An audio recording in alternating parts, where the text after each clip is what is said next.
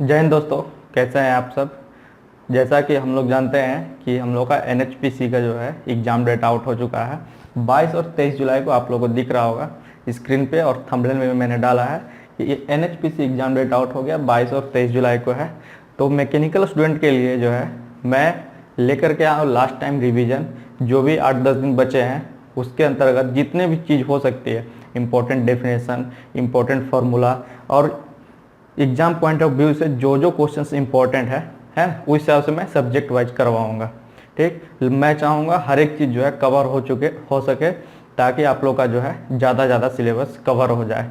ठीक, अभी जो RS खुरमे का ऑब्जेक्टिव डिस्कस चल रहा था उसको मैं अभी रोक करके मैं क्या कर रहा हूँ, NHPC का जो है मैं अभी सिलेबस कंप्लीट करवाऊँगा। इसका पहले क्या करते हैं, हम लोग सिलेबस देख लेते हैं। और सबसे पहली बात कि आप लोग जो है एडमिट कार्ड आ चुका है तो एडमिट कार्ड पहले डाउनलोड कर लीजिए। एडमिट कार्ड कैसे डाउनलोड करना है, NHPC का वेबसाइट पे जाइए और अपना एप्लीकेशन ID और पासवर्ड इंटर कीजिए, आपका जो है एडमिट कार्ड डाउनलोड हो जाएगा। सेंटर वेंटर सब दे दिया है, उसमें कोई दिक्कत नहीं है। तो देखते हैं सबसे पहले NHPC का सिलेबस क्या कहता है हम लोग का। देखिए, NHPC के लिए जो जितने भी जो जूनियर इंजीनियर के जो भी पोस्ट है उसके बारे में हम लोग देखेंगे। देखिए, यहाँ पर जनरली जो है, चूँकि मेरा ब्रांच मैकेनिकल से रहा है ना, तो मैं मैकेनिकल के बारे में डिस्कस करूँगा। ऐसे सिलेबस जो है सभी के लिए एक ही है। जैसे मैकेनिकल के लिए जो मैकेनिकल डिसिप्लिन से है उनका मैकेनिकल से क्वेश्चन आएगा, बाकी जो सिविल से है सिविल से आएगा, इलेक्ट्रिकल है इलेक्ट्रिकल से आएगा। बाकी जो जनरल क्वेश्चन है वो सेम ही रहते हैं। जैसे अगर यहाँ पे देखा जाए, अगर यहाँ पे हम लोग देखें तो जूनियर इंजीनियर मैकेनिकल इंजीनियर का ये हम लोग का NHPC के लिए हम लोग क्या है ये सिलेबस दिया गया है। देखिए सिलेबस क्या है, सेक्शन 1 में हम लोग क्या रहेगा, जनरल इंटेलिजेंस एंड रीजनिंग। इसमें क्या है, हम लोगों का जो है मैथ इसमें नहीं पूछा जा रहा है। क्या है इसमें जो है हम लोग का मैथ, इसमें मैथ सेक्शन जो है नहीं पूछा जा रहा है।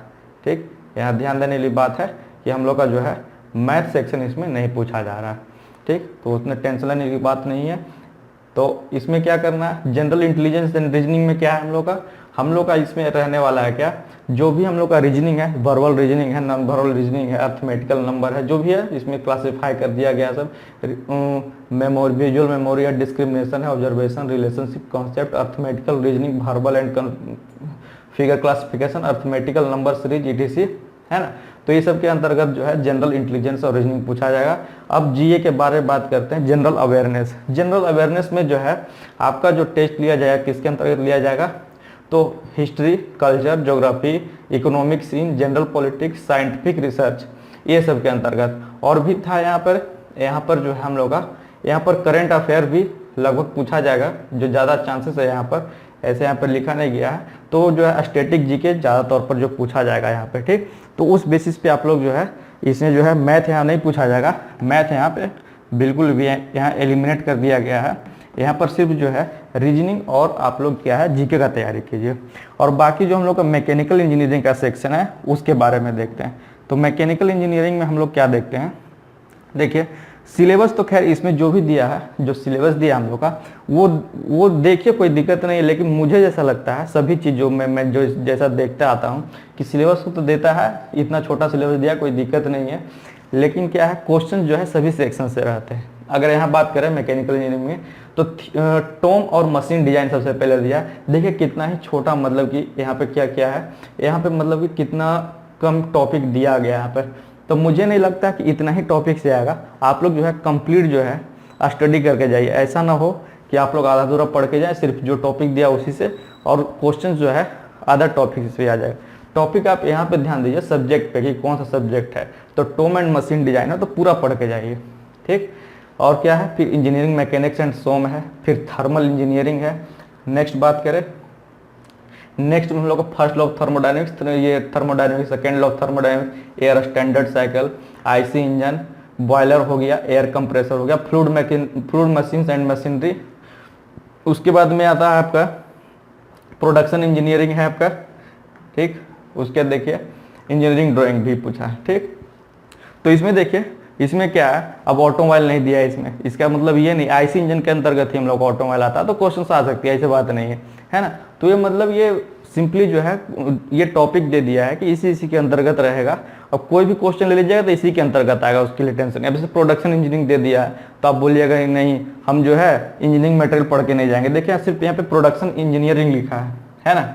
तो प्रोडक्शन इंजीनियरिंग लिखा है, इसका मतलब ये नहीं कि सिर्फ मतलब कि प्रोडक्शन इंजीनियरिंग में मतलब जो भी आता है ड्रिल व्रिल पढ़ के जाएंगे तो हो जाएगा, ऐसी बात नहीं है। सभी चीज़ें आप लोग को पढ़ के जानी होगी। ठीक, यहाँ देखिए प्रोडक्शन ऑफ इंजीनियरिंग में ऐसे यहाँ दिया क्लासिफिकेशन ऑफ स्टील्स के बारे में, है ना, और वेल्डिंग के बारे में। ठीक, यहाँ देखिए वेल्डिंग दिया है, और क्या है मेटल कटिंग के बारे में दिया है, ड्रिलिंग दिया है ना। तो यहाँ पे क्या है बहुत सारा टॉपिक नहीं भी दिया है, तो ऐसा नहीं है। प्रोडक्शन टेक्नोलॉजी सभी आएगा, इंजीनियरिंग मटेरियल, वर्कशॉप टेक्नोलॉजी और प्रोडक्शन टेक्नोलॉजी सभी तीनों चीज़ पूछे जाएंगे। ठीक, तो ये चीज़ हो गया, ये चीज़ सिलेबस के बारे में है। ठीक, तो आज जो हम लोग जो टॉपिक शुरू करने वाले, जो सब्जेक्ट पढ़ेंगे आज हम लोग थर्मोडायनेमिक्स से देखेंगे। ठीक, क्या पर देखेंगे, थर्मोडायनेमिक्स से शुरू करेंगे हम लोग। चलिए देखते हैं, थर्मोडायनेमिक्स से शुरू करेंगे, है ना। जो भी मतलब थोड़ा लेक्चर बड़ा होगा, क्योंकि मैं चाहूँगा कि एक ही टाइम में जो है पूरा कंप्लीट हो जाए। ठीक, देखिए यहाँ मैं आज थर्मोडायनेमिक्स से शुरू करने वाला हूँ। चलिए देखते हैं थर्मोडायनेमिक्स।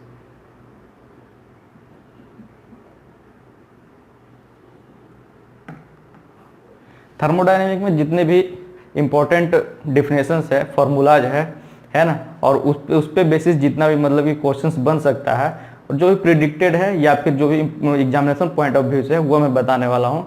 थोड़ा मैं फास्ट चलूँगा, है ना, ताकि सभी कुछ कवर करना है, जितना हो सके मेरे से उतना मैं सोचूंगा कि कवर हो जाए। ठीक, चलिए सबसे पहले ये बताइए कि थर्मोडायनेमिक्स मतलब होता क्या है। थर्मोडायनेमिक्स जो है थर्मी प्लस डायनेमिक्स से जुटा हुआ। ठीक, दो वर्ड से, दो लैटिन वर्ड थर्मी और डायनेमिक्स। थर्मी मतलब होता है एनर्जी, थर्मी मतलब क्या होता है एनर्जी। तो एनर्जी क्या है ना, एनर्जी क्या होता है, एनर्जी कहने का मतलब हीट और वर्क, हीट एंड वर्क। तो हीट एंड वर्क का स्टडी करेंगे, लेकिन कैसा स्टडी करेंगे, डायनेमिक्स कहने का मतलब हम लोग क्या है, जो हीट एंड वर्क जो भी रहेगा किस कंडीशन में रहेगा, मोशन में रहेगा, अगर उसका हम लोग स्टडी करेंगे तो उसको हम लोग क्या कहते हैं, थर्मोडायनेमिक्स कहते हैं। ठीक, ये चीज़ ये मैंने स्टार्टिंग था इसलिए मैं बता दिया। चलिए ये नेक्स्ट देखिए, तो इसमें क्या देखना है, सबसे पहले हम लोग देखते हैं कि इसमें जो है सिस्टम क्या होता है, सराउंडिंग क्या होता है और बाउंड्री क्या होता है। बहुत शॉर्टकट तरीके से मैं लेकर के चलूंगा, जहां जो इंपॉर्टेंट रहेगा उसको ज़्यादा एक्सप्लेन करूंगा। बाकी जो डेफिनेशन वगैरह है उसके लिए कोई दिक्कत नहीं है, सिस्टम सराउंडिंग बाउंड्री से मैं क्या है एक्सप्लेन करना है ना, तो उसी हिसाब से मैं लेकर के चलूंगा। अगर यहाँ बात करें, अगर यहाँ कोई ऑब्जेक्ट ले लेते हैं, तो अगर यहाँ देखें तो इसको हम लोग कहते हैं सिस्टम, इसको कहते हैं सिस्टम। ये सबसे बाहर वाला हो गया सराउंडिंग। ठीक, और दोनों को जो अलग कर रहा है, यहाँ पे दोनों को जो अलग कर रहा है इसको हम लोग क्या कहते हैं, इसको कहते हैं बाउंड्री। ठीक, जो सिस्टम और सराउंडिंग को जो हम लोग का अलग करेगा उसको क्या कहते हैं, बाउंड्री। ठीक, ये बाउंड्री जो हम लोग का रिजिड भी हो सकता है, फिक्स्ड भी हो सकता है, किसी भी तरीके का हो सकता है, इसके लिए कोई दिक्कत नहीं है।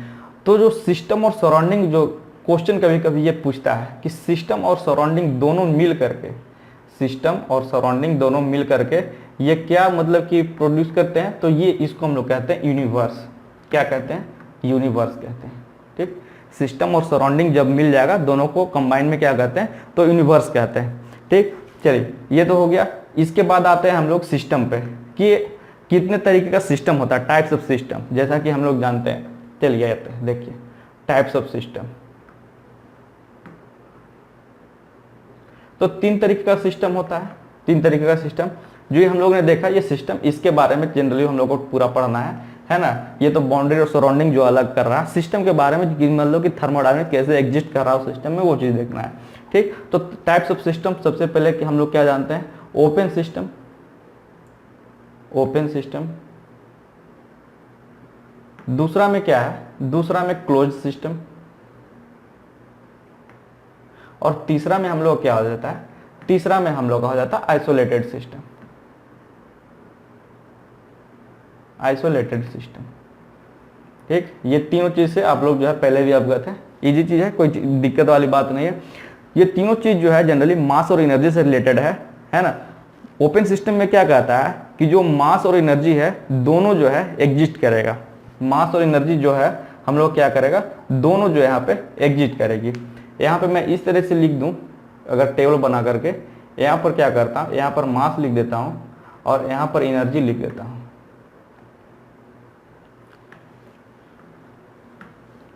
यहाँ लिखिए ओपन, यहाँ लिखिए क्लोज्ड और यहाँ लिखिए आइसोलेटेड। ठीक, अगर बात करें हम लोग, अगर बात किया जाए हम लोग का ओपन सिस्टम के लिए, तो मास और एनर्जी दोनों जो है, जो सिस्टम का जो है बाउंड्री क्रॉस कर पाएगा। जो हम लोग यहाँ पे देखे थे, यहाँ पे जो हम लोगों ने देखा था, जो बाउंड्री जो है, अगर हम लोग का क्या रहेगा, अगर ओपन सिस्टम का बात करें तो क्या होगा, हम लोग का जो है मास और एनर्जी दोनों का ट्रांसफर होगा अब। ठीक, तो वही चीज यहाँ पे मैं टिक कर दिया हूँ कि मास और एनर्जी जो है दोनों ट्रांसफर होगा। किस केस में, तो ओपन सिस्टम के केस में। अगर क्लोज सिस्टम का बात करें, तो क्लोज सिस्टम में क्या होगा, मास हम लोग का जो है इंटर या फिर एग्जिट नहीं करेगा बाउंड्री के बाहर, लेकिन हम लोग का एनर्जी का ट्रांसफर होगा। एनर्जी क्या होगा, ट्रांसफर होगा। अगर आइसोलेटेड सिस्टम का बात करें, तो आइसोलेटेड में ना ही एनर्जी और ना ही मास जो हम लोग का ट्रांसफर होता है, ना ही एनर्जी और ना ही मास का हम लोग का ट्रांसफर होता है। ठीक, अगर ओपन सिस्टम का अगर बात करें, ओपन सिस्टम का अगर एग्जांपल अगर आप लोग देखना चाहें, एग्जांपल देखते हैं कि ओपन सिस्टम का हम लोग का एग्जांपल क्या होता है। तो ओपन सिस्टम को एग्जांपल आप ले सकते हैं, बॉयलर हो गया, टरबाइन हो गया, ये सब हम लोग का किस में आता है, तो ये हम लोग का ओपन सिस्टम के केस में आता है। अगर क्लोज सिस्टम का बात करें, क्लोज सिस्टम का हम लोग बहुत बेहतरीन एग्जांपल देख सकते हैं, किसका, तो पिस्टन सिलेंडर अरेंजमेंट, जो कि हम लोग का ऑटो साइकिल और डीजल साइकिल में जो होता है, पिस्टन सिलेंडर अरेंजमेंट, शॉर्ट में लिख रहा हूँ। आइसोलेटेड सिस्टम का बात करेंगे तो आइसोलेटेड सिस्टम का जो मैंने बताया, यूनिवर्स हम लोग का आइसोलेटेड सिस्टम है। और क्या है, थर्मोफ्लास्क ले सकते हैं, थर्मोफ्लास्क। ठीक, ये दोनों चीज ध्यान रखना। एग्जाम्पल के तौर पे आप लोग जो है अच्छे से जो है जानकारी प्राप्त कर सकते हैं। ओपन में हम लोग का बॉयलर टरबाइन है, क्लोज में हम लोग का पिस्टन सिलेंडर अरेंजमेंट, और आइसोलेटेड में हम लोग का यूनिवर्स और थर्मोफ्लास्क। और ओपन सिस्टम में क्या होगा, मास और एनर्जी जो है दोनों का ट्रांसफर होगा। और क्लोज सिस्टम में क्या होगा, सिर्फ हम लोग का जो है एनर्जी का ट्रांसफर होगा, मास का ट्रांसफर नहीं होगा। आइसोलेटेड है, चूंकि आइसोलेटेड बॉडी है या फिर आइसोलेटेड सिस्टम है, तो हम लोग का ना ही मास और ना ही एनर्जी हम लोग का ट्रांसफर होगा। ठीक, नेक्स्ट टॉपिक है, नेक्स्ट इसी में आते हैं हम लोग। अब आते हैं प्रॉपर्टीज ऑफ सिस्टम। क्या है नेक्स्ट हम लोग का प्रॉपर्टीज ऑफ सिस्टम।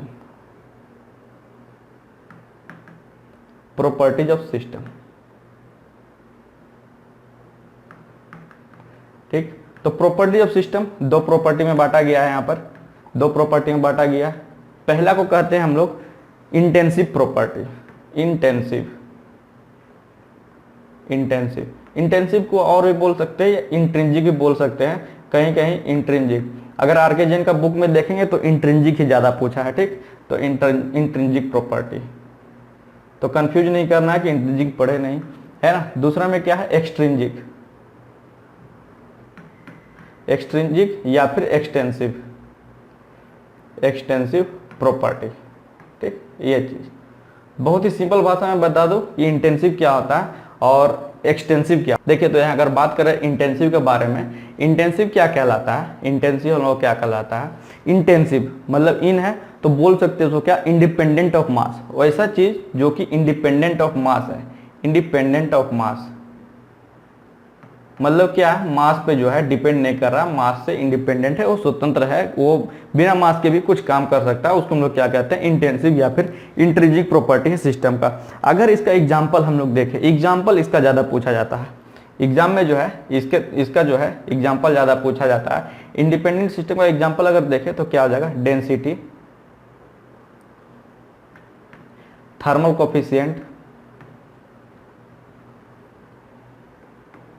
कोफिशिएंट, और जितना भी हम लोग का स्पेसिफिक लग करके आएगा, जैसे specific enthalpy, specific entropy, specific heat at constant volume, specific heat at constant pressure, ये सब जितना भी हम लोग का जो भी स्पेसिफिक लग करके आया एकदम आग मूंद के मारेगा क्या, इंटेंसिव। तो जितना मैं लिख दे रहा हूं, जैसे स्पेसिफिक एंट्रोपी हो गया, specific entropy, specific enthalpy,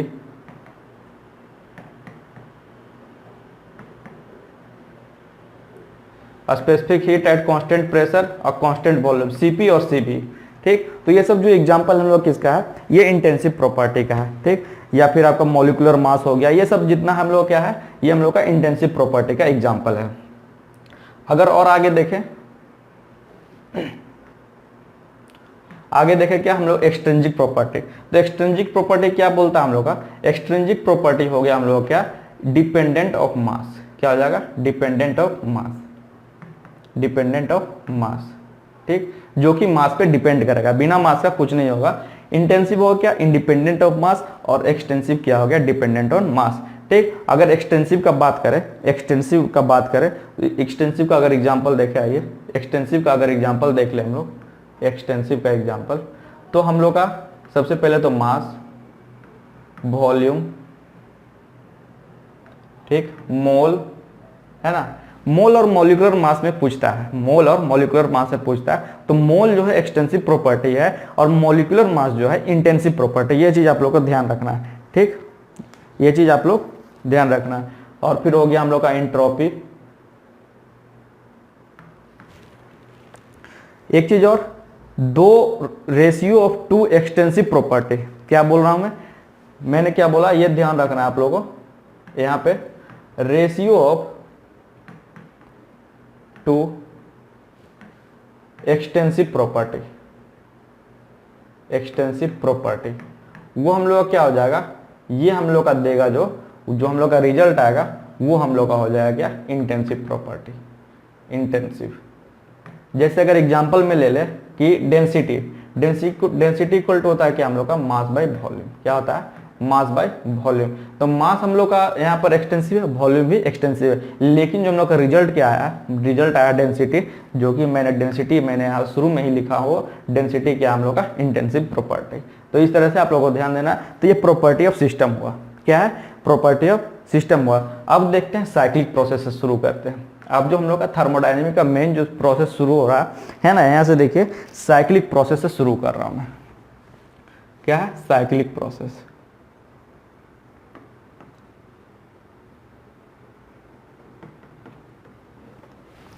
cyclic process क्या होता है, कोई प्रोसेस जब उसका इनिशियल और फाइनल जो है हम लोग का पाथ जो है हम लोग का सेम हो, तो हम लोग क्या कहते हैं, उसको कहते हैं साइक्लिक प्रोसेस, है ना। क्या मैंने बोला, साइक्लिक प्रोसेस में क्या होता है हम लोग का, तो अगर कोई भी सिस्टम में जो है इस तरह हो, जो इनिशियल और फाइनल स्टेट जो हम लोग का सेम हो, तो उसको क्या कहेंगे हम लोग, साइक्लिक प्रोसेस कहते हैं। तो दो चीज होता है साइक्लिक प्रोसेस में, दो चीज होता है। साइक्लिक प्रोसेस क्या बोलता है कि कम से कम जो है एटलीस्ट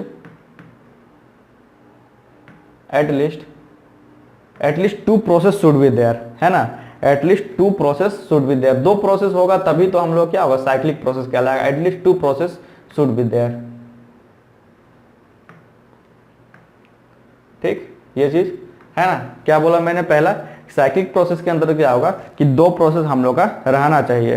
ठीक, और क्या कि कोई भी चेंज जैसे हो गया इंथैल्पी में, इंट्रोपी में, हीट में, टेम्परेचर में, क्या होगा, साइक्लिक प्रोसेस के अंतर्गत क्या होगा, वो चीज हम लोग का क्या होता है, जीरो होता है। Change in any property during cyclic process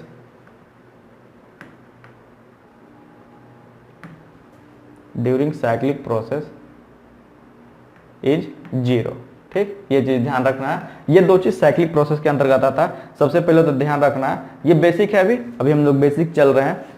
ये सब चीज सभी चीज क्या है आप लोग जानते हैं, लेकिन एक बार मैं समराइज कर दे रहा हूँ। ठीक, तो क्या साइक्लिक प्रोसेस मैंने बोला कि वैसा सिस्टम जो हम लोग क्या हो, इनिशियल और फाइनल स्टेट हम लोग क्या हो, सेम हो। लेकिन दो चीजें ध्यान रखना, साइक्लिक प्रोसेस में क्या, दो प्रोसेस वहां पे रहना चाहिए। और दूसरा क्या, दूसरा इंपॉर्टेंट है, मोस्ट इंपॉर्टेंट, कि उस प्रॉपर्टी में जो है हम लोग का ड्यूरिंग साइक्लिक प्रोसेस सभी चीज हम लोग क्या हो रहा है, जीरो रहेगा। जैसे डेल एच लेंगे तो जीरो होगा, डेल एस लेंगे जीरो होगा, डेल टी लेंगे जीरो होगा। ठीक, कुछ भी चीज है ना, मतलब डेल मतलब change in enthalpy, change in entropy, change in temperature, है ना, चेंज इन प्रेशर भी बोल सकते, चेंज इन प्रेशर, कोई भी प्रॉपर्टी लेंगे है ना सिस्टम का, तो क्या हो जाएगा हम लोग का वो चीज जीरो हो जाएगा। ठीक, एक चीज और छोटा सा मैं चीज बता देना चाहता हूँ यहाँ पे, है ना, कि परफेक्ट गैस के बारे में। ठीक, लॉज ऑफ परफेक्ट गैस, तीन लॉ हम लोग जानते हैं। लॉ ऑफ परफेक्ट गैस हम लोग देख लेते हैं यहाँ पे, law of perfect gas, law of perfect gas. Law of perfect gas में सबसे पहले जो हम लोग का आता है, सबसे पहला जो आता है हम लोग का बॉयल्स लॉ। क्या हम लोग का? बॉयल्स लॉ है ना। दूसरा क्या है? दूसरा हम लोग का चार्ल्स लॉ, चार्ल्स लॉ। तीसरा क्या है? तीसरा हम लोग का गै-लुसाक्स लॉ, गै-लुसाक्स लॉ। ठीक, तीनों के बारे में तुरंत देखेंगे, है ना, इसमें कोई दिक्कत नहीं हो जाएगी। बॉयल्स लॉ क्या है? सभी चीज में क्या कीजिए ना, इसको याद रखने के लिए कि इसका जो है हम लोग का जो हम लोग का प्रॉपर्टी जो कांस्टेंट है उसको हम लोग देखेंगे। जैसे बॉयल्स लॉ में क्या है? बॉयल्स लॉ में हम लोग क्या होता है? टेम्परेचर कांस्टेंट रहता है, टेम्परेचर कांस्टेंट रहता है। ठीक, अगर चार्ल्स लॉ के बारे में बात करें तो प्रेशर कांस्टेंट रहेगा, प्रेशर कांस्टेंट रहेगा। ठीक, और अगर बोले गै-लुसाक्स लॉ के बारे में तो हम लोग क्या रहेगा? वॉल्यूम कांस्टेंट रहेगा, वॉल्यूम कांस्टेंट रहेगा। ठीक, अगर इसके बारे में अगर और मतलब कि अगर क्वेश्चंस में अगर दिया रहता हम लोग क्या, तो आप जो है टिक जो है इतना ही किसे कर सकते हैं, क्वेश्चन का जो आंसर आप दे सकते हैं आप इतना ही में दे सकते हैं, कोई दिक्कत नहीं है, क्योंकि वहां पर मेंशन रहेगा कि टेम्परेचर कांस्टेंट है, प्रेशर कांस्टेंट है या फिर वॉल्यूम कांस्टेंट है। लेकिन थोड़ा और अगर इसको आगे एक्सप्लेन किया जाए, अगर इसको और आगे एक्सप्लेन किया जाए तो बॉयल्स लॉ क्या कहता है हम लोग का? प्रेशर जो है, प्रेशर जो है हम लोग का इनवर्सली प्रोपोर्शनल टू वॉल्यूम रहता है। कब? जब हम लोग का टेम्परेचर कांस्टेंट है। इसका मतलब हम लोग क्या कह सकते हैं कि PV equal to constant, PV equal to constant. ठीक, और आगे जाकर के हम लोग क्या देखेंगे, जब पीवी इक्वल टू कांस्टेंट होता है तो वो कौन सा प्रोसेस है? Rectangular hyperbolic process. ठीक, इसका मतलब क्या है? हम लोग क्या लिख सकते हैं? P1 V1 equal to P2 V2 equal to P3 V3 equal to constant, है ना। बहुत सारा प्रोसेस में ले सकते हैं, तो सभी जो है हम लोग का कांस्टेंट रहेगा। दूसरा गया चार्ल्स लॉ। चार्ल्स लॉ में क्या बोलता है? चार्ल्स लॉ हम लोग क्या बोलता है कि जो हम लोग का वॉल्यूम है वो डायरेक्टली प्रोपोर्शनल होता है टेम्परेचर का। कब? जब हम लोग का प्रेशर कांस्टेंट रहेगा। इसका कहने का मतलब क्या है कि वॉल्यूम अपॉन टेम्परेचर का जो हम लोग का रेशियो रहेगा वो क्या रहेगा? वो कांस्टेंट रहेगा, वो क्या रहेगा? हम लोग का कांस्टेंट रहेगा। इसका मतलब क्या हो गया? V1 upon T1 equal to V2 upon T2 equal to V2 upon T3 equal to constant. ठीक, ये चीज। तीसरा हम लोग का गै-लुसाक्स लॉ। गै-लुसाक्स लॉ में क्या बोलता है कि हम लोग का प्रेशर जो है डायरेक्टली प्रोपोर्शनल रहेगा किसका? टेम्परेचर। कब? जब हम लोग का वॉल्यूम कांस्टेंट है। प्रेशर जो है हम लोग का डायरेक्टली प्रोपोर्शनल होगा टेम्परेचर। कब? जब वॉल्यूम कांस्टेंट है। इसका मतलब क्या हो जाएगा? प्रेशर और टेम्परेचर का रेशियो जो हम लोग कांस्टेंट रहने वाला है गै-लुसाक्स लॉ में। इसका मतलब क्या हुआ? P1 upon T1 equal to P2 upon T2 equal to P2 upon P3 upon T3 equal to constant. ठीक, तो ये चीज, ये तीन चीज था हम लोग का, है ना। लॉ ऑफ परफेक्ट गैस में क्या? Boyle's law, Charles law, Gay Lussac's law. Boyle's law क्या कहता है कि हम लोग का प्रेशर जो है इनवर्सली प्रेशर जो है इनवर्सली प्रोपोर्शनल टू हम लोग इसका वॉल्यूम का। कब? जब हम लोग का टेम्परेचर कांस्टेंट रहेगा। चार्ल्स लॉ क्या है? हम लोग का वॉल्यूम जो है डायरेक्टली प्रोपोर्शनल टू टेम्परेचर है। कब? जब हम लोग का प्रेशर कांस्टेंट रहेगा। और गै-लुसाक्स लॉ क्या है? हम लोग का प्रेशर जो है डायरेक्टली प्रोपोर्शनल टू टेम्परेचर है। कब? जब वॉल्यूम कांस्टेंट रहेगा। ठीक, तो ये चीज है, ये हम लोग का लॉ ऑफ परफेक्ट गैस हम लोग का यहाँ पे खत्म होता है। अगला जो हम लोग का प्रोसेस है, अगला जो है मैं शुरू करने वाला हूँ क्या, बहुत ही मजेदार और इंटरेस्टिंग टॉपिक जो कि हम लोग का शुरू होने वाला क्या है, वो चीज है हम लोग का रिवर्सिबल और irreversible process. Reversible slash irreversible process, irreversible process. ठीक, तो हम लोग क्या जानते हैं, कोई भी चीज अभी जो हम लोग का प्रैक्टिकली जो घटता है वो क्या है, इरिवर्सिबल प्रोसेस है ना। रिवर्सिबल प्रोसेस बहुत कम ही है ही नहीं, मान के चलिए कि है ही नहीं, है ना, प्रैक्टिकली संभव नहीं है। सभी चीज जो हम लोग क्या है, इरिवर्सिबल प्रोसेस है। रिवर्सिबल प्रोसेस क्या है, वो हम लोग का मतलब कि बहुत ही धीरे धीरे प्रोसेस है वो, मतलब कि इन्फिनाइट टाइम लेता है उसको कंप्लीट होने के लिए। उसको क्या कहते हैं, रिवर्सिबल प्रोसेस। उसको क्या कहेंगे, रिवर्सिबल प्रोसेस। रिवर्सिबल प्रोसेस क्या है कि अगर उस चीज को हम लोग रिवर्स कर दे तो वो सेम पाथ फॉलो करेगा जो वो पाथ पहले फॉलो कर रहा था, उसको हम लोग क्या कहते हैं, रिवर्सिबल प्रोसेस, जो कि प्रैक्टिकली हम लोग का संभव नहीं है, प्रैक्टिकली हम लोग उसको नहीं हम लोग यूज कर सकते हैं। जो भी हम लोग यूज करते हैं वो हम लोग क्या रहता है, इरिवर्सिबल प्रोसेस रहता है। ठीक, जो भी हम लोग का स्पॉन्टेनियस प्रोसेस है, जो भी हम लोग का स्पॉन्टेनियस प्रोसेस है, जितना वो जो भी मतलब जल्दी जल्दी जो हम लोग का क्या होगा, स्पॉन्टेनियस प्रोसेस होगा, उसको हम लोग क्या कहेंगे, इरिवर्सिबल प्रोसेस।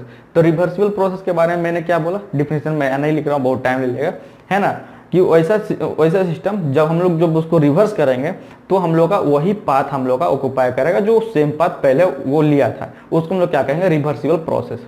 ठीक, उसको क्या कहेंगे, रिवर्सिबल प्रोसेस। जो आइसोथर्मल और आइडियाबैटिक प्रोसेस है उसको हम लोग रिवर्सिबल प्रोसेस के अंतर्गत लेते हैं, और बाकी जितना जो है रेक्टेंगल हाइपरबोलिक प्रोसेस है ना, पॉलीट्रोपिक प्रोसेस, ठीक, और कांस्टेंट वॉल्यूम हो गया, कांस्टेंट प्रेशर प्रोसेस हो गया, ये सब को हम लोग क्या करते हैं, ये सबको इरिवर्सिबल प्रोसेस के अंतर्गत लेते हैं। ठीक, एक चीज यहाँ पे ध्यान रखना है, पहले मैंने क्या बोला कि all spontaneous process, all spontaneous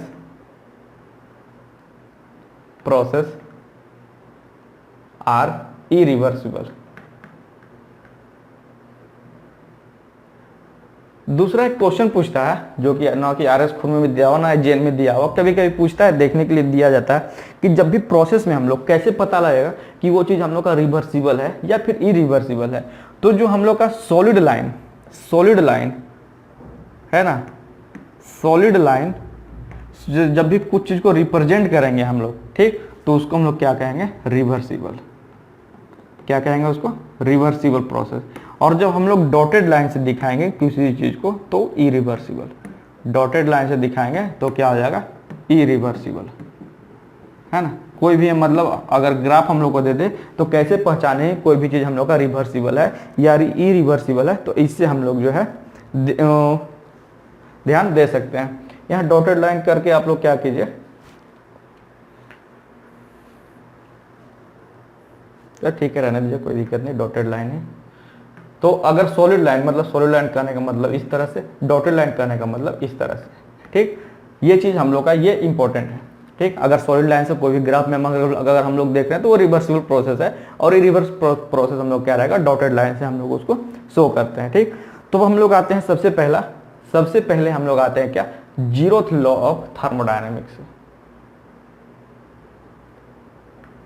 zeroth law of thermodynamics, TYD लिख रहा हूं, थर्मोडायनेमिक्स।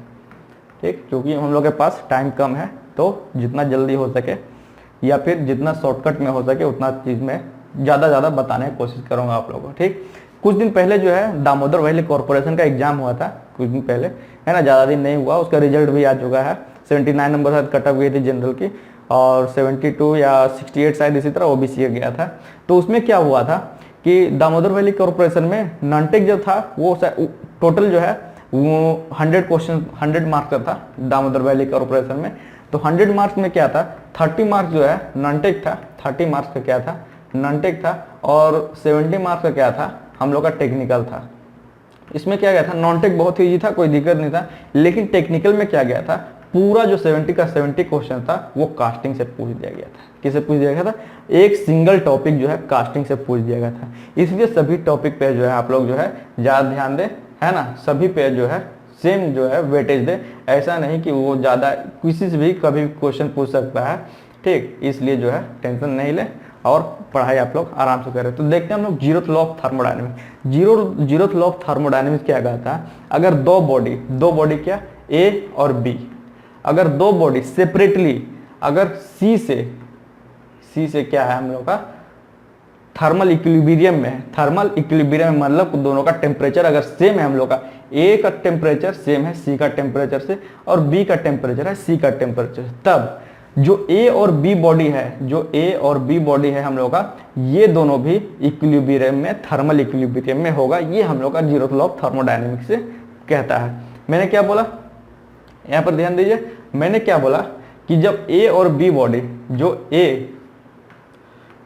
A और B बॉडी दो बॉडी है, दोनों क्या है, C से क्या है, थर्मल इक्विलिब्रियम में है, तो क्या होगा, तो जो ए और बी है ये भी हम लोग का थर्मल इक्विलिब्रियम में होगा। ये हम लोग का जीरोथ लॉ ऑफ थर्मोडायनेमिक्स से होता है। जो जीरोथ लॉ ऑफ थर्मोडायनेमिक्स का एप्लीकेशन पूछता है कि उसका यूज कहाँ है।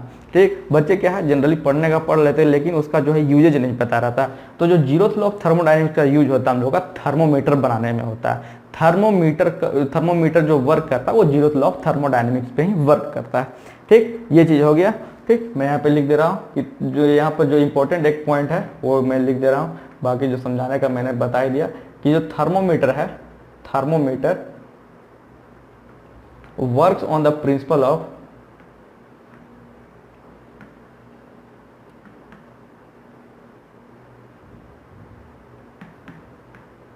Zeroth law of thermodynamics. ठीक, zeroth law of thermodynamics. 3 question पूछे जाते हैं जनरली। 3 क्वेश्चन जो है एग्जाम में पूछा जाता है, देखा गया बार बार भी। जो जीरोथ लॉ हो गया क्या है, थर्मोमीटर का प्रिंसिपल पूछा जाता है, कौन सा प्रिंसिपल पे वर्क करता है थर्मोमीटर, तो जीरोथ लॉ ऑफ थर्मोडायनेमिक्स पे। दूसरा क्या है, अगर फर्स्ट लॉ ऑफ थर्मोडायनेमिक्स पूछे, फर्स्ट लॉ ऑफ थर्मोडायनेमिक्स पूछे तो एनर्जी कंजर्वेशन से है ना। फर्स्ट लॉ ऑफ थर्मोडायनेमिक्स किससे है, तो एनर्जी कंजर्वेशन से। और सेकंड ज्यादा जो पूछा जाता है वो सेकंड लॉ ऑफ थर्मोडायनेमिक्स पूछा जाता है, वो डिफाइन करता है हम लोग का एंट्रोपी को। ठीक, वो क्या करता है, डिफाइन करता है एंट्रोपी को। वो हम लोग देखेंगे work done in various process, है ना, work done in various processes, work done in various reversible process में लिख दे रहा हूं, various reversible process.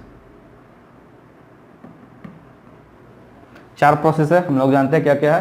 Constant volume process, constant pressure process, rectangle hyperbolic process, polytropic process, और एक क्या हो जाएगा हम लोग का, एक हम लोग का है आइसेंट्रोपिक प्रोसेस। ठीक, ये चीज तो हम लोग 5 प्रोसेस के बारे में पहले वर्क डन देखेंगे। रिवर्सिबल के केस में ध्यान देना, एग्जाम में जो पूछता है रिवर्सिबल और इरिवर्सिबल का वर्क डन अलग अलग है, दोनों चीज में बताऊंगा अभी। ठीक, उसके बाद हीट जो है, हीट भी कितना होता है हम लोग का अलग अलग प्रोसेस में, वो भी हम लोग देखेंगे। सबसे पहले हम लोग वर्क डन देखेंगे। ठीक, तो पहला में आते हैं, पहला प्रोसेस जो है हम लोग का, पहला हम लोग का कांस्टेंट वॉल्यूम प्रोसेस। इसी को हम लोग क्या लिख कहते हैं, इसी को कहते हैं आइसोकोरिक प्रोसेस, आइसोकोरिक प्रोसेस। ठीक, इसी को और क्या कहते हैं, है ना, और एक नाम होता है इसका, इसका एक नाम और क्या है, आइसोमेट्रिक प्रोसेस। ठीक, तो ये 3 नाम कोई भी दिया रहेगा। जो आरके जैन में ज्यादा यूज किया गया है, आरएस खुरमी में कांस्टेंट वॉल्यूम प्रोसेस यूज किया गया है, लेकिन आरके जैन का बुक देखिएगा तो उसमें आइसोकोरिक प्रोसेस यूज किया गया है। ठीक, तो सबसे पहले मैं यहाँ पे ये बता देना चाहता हूँ कि जो हम लोग का वर्क डन होता है रिवर्सिबल प्रोसेस केस में, है ना, वर्क डन प्रोसेस होता है जो W1 to 2, है ना, कोई भी अगर प्रोसेस ले पीवी डायग्राम में, पीवी डायग्राम में हम लोग ज्यादा दर्शाते हैं। तो पीवी डायग्राम में जो W1 to 2 होगा, प्रोसेस 1 से 2 अगर मान लेते हैं इस तरह से है, या फिर इस तरह से है, या इस तरह से है ना, किसी भी तरीके से हो सकता है। तो जो 1 से 2 प्रोसेस होगा उसका वर्क डन जो निकाला जाता है वो हम लोग का क्या होता है, वो हम लोग का दिया जाता है PdV के अंतर्गत, PdV। ठीक, P से pressure, dV derivative of volume. ठीक, ये किसके लिए वैलिड है, ये किसके लिए वैलिड है वो भी चीज जान लीजिए। यहाँ पर W1 to 2 equal to PdV, integral of PdV कर लीजिए यहाँ पर, इंटीग्रल ऑफ PdV 1 से 2, ये किसके लिए वैलिड है ना, W1 to 2 integral of PdV, ये किसके लिए वैलिड है, तो क्लोज सिस्टम के लिए, क्लोज सिस्टम। और क्या है, रिवर्सिबल प्रोसेस,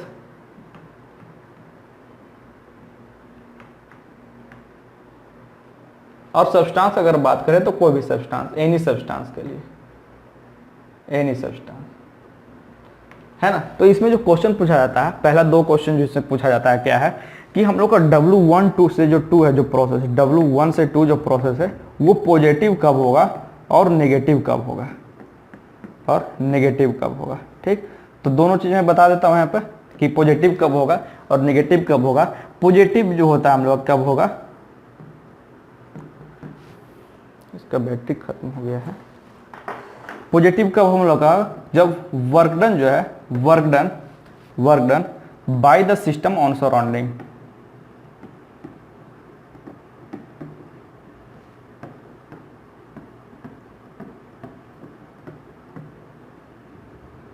ठीक, दूसरा में नेगेटिव जो पूछा है, दूसरा क्या हो जाएगा कि work done on the system, on the system by the surrounding,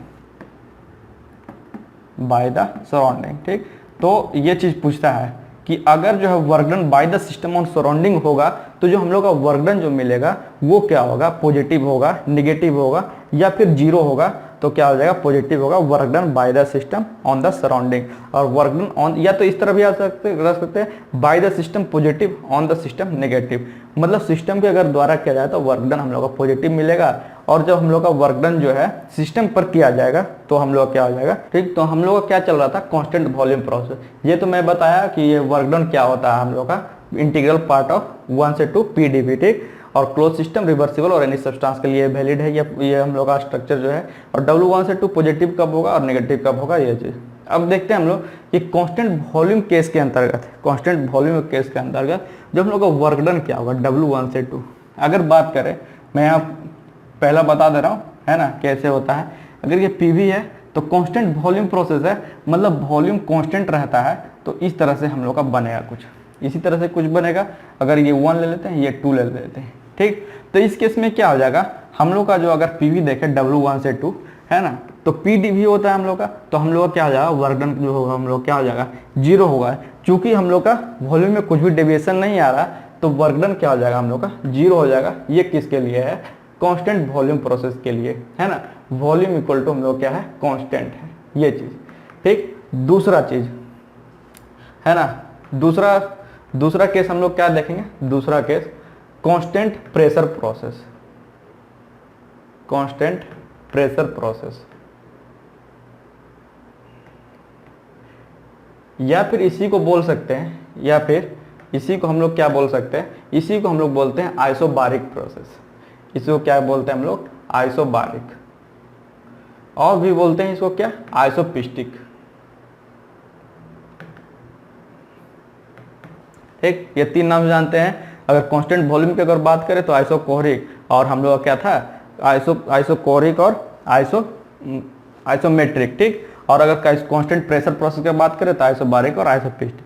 तो इसका जो हम लोग का वर्क डन होगा, हम लोग का इसका जो हम लोग का वर्क डन होता है W1 to 2, इसका जो वर्क डन हम लोग का होगा क्या हो जाएगा, चूंकि हम लोग का क्या है, प्रेशर कांस्टेंट है, क्या है, प्रेशर कांस्टेंट है, तो क्या हो जाएगा, PV2 माइनस V1, है ना। क्या हो जाएगा, क्या हो जाएगा, PV2 माइनस V1 हो जाएगा हम लोग का यहाँ पे वर्क डन। ये तो हो गया हम लोग का एनी सब्सटेंस। लेकिन हम लोग जब अगर आइडल चीज रहेगा तो आइडल के लिए हम लोग क्या आ जाएगा, W1 to 2 हम लोग क्या जानता है, आइडल गैस इक्वेशन जो मैं आगे बताऊंगा, है ना।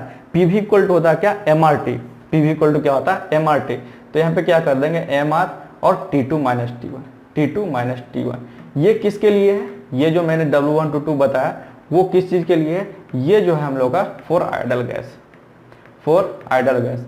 वर्क डन या फिर हीट जो है मैं भी बताऊंगा दोनों केस में, एक तो आइडल गैस के लिए और एक जो है जनरल गैस के लिए। ठीक, तो आइडल गैस के लिए क्या है, W1 to 2 MR T2 minus T1। यहीं पे मैं बता देता हूँ, यहाँ पे और भी चीज है मैं बताता हूँ, नेक्स्ट पेज लेते हैं। यहाँ पे क्या है, 2-3 चीज देखिए। R इक्वल टू हम लोग क्या होता है, R0 by M। R equal to क्या होता है, R0 बाय M। ये फॉर्मूला आप लोग सब जानते हैं, लेकिन यहाँ पे ये देखना है कि R क्या है, R0 क्या है और M क्या है। ठीक, यहाँ पे देखिए, यहाँ पे ध्यान देने वाली बात है, यहाँ जो R है हम लोग का, ये हम लोग का क्या है, ये हम लोग का होता है characteristics gas constant, characteristics gas constant. इसको इधर नीचे लिखता हूं,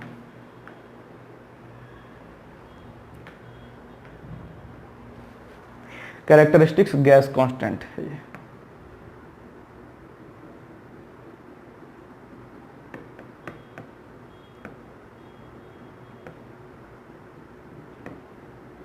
ठीक, R0 universal gas constant,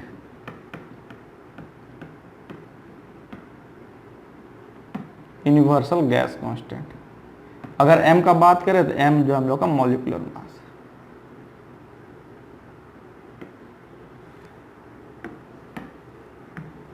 molecular mass.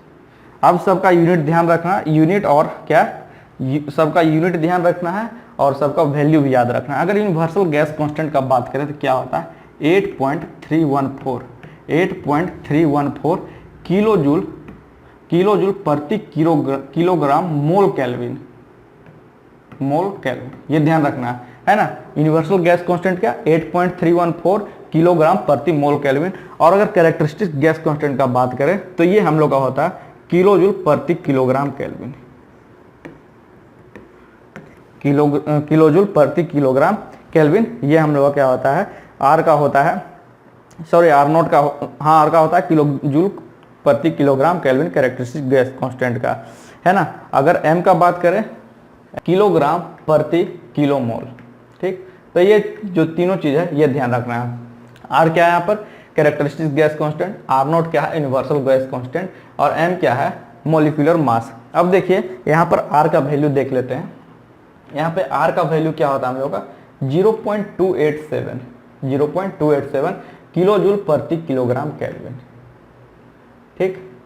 अगर इसको हम लोग क्या करें, इसको अगर हम लोग चेंज करें तो क्या हो जाएगा 287 जूल प्रति किलोग्राम केल्विन, ठीक। अगर आर नॉट का बात करें, आर नॉट जो यूनिवर्सल गैस कांस्टेंट है इसको क्या लिखते हैं 8.314 किलो जूल प्रति किलोग्राम मोल केल्विन, ठीक। अगर इसको किलोग्राम को हटाएं तो क्या हो जाएगा 8314 जूल प्रति किलोग्राम मोल केल्विन, है ना। तो ये चीज ध्यान रखना। इसी में जो है आर कहाँ से आया, आर जो हम लोग जानते हैं क्या होता है CP/CV जो गामा है ना, आर कहाँ से आया है हम लोग क्या जानते हैं, तो गामा इक्वल टू होता है हम लोग का CP/CV इक्वल टू होता है 1.4, है ना। एडियाबेटिक इंडेक्स है ये किस, इसको क्या कहते हैं एडियाबेटिक इंडेक्स, है ना।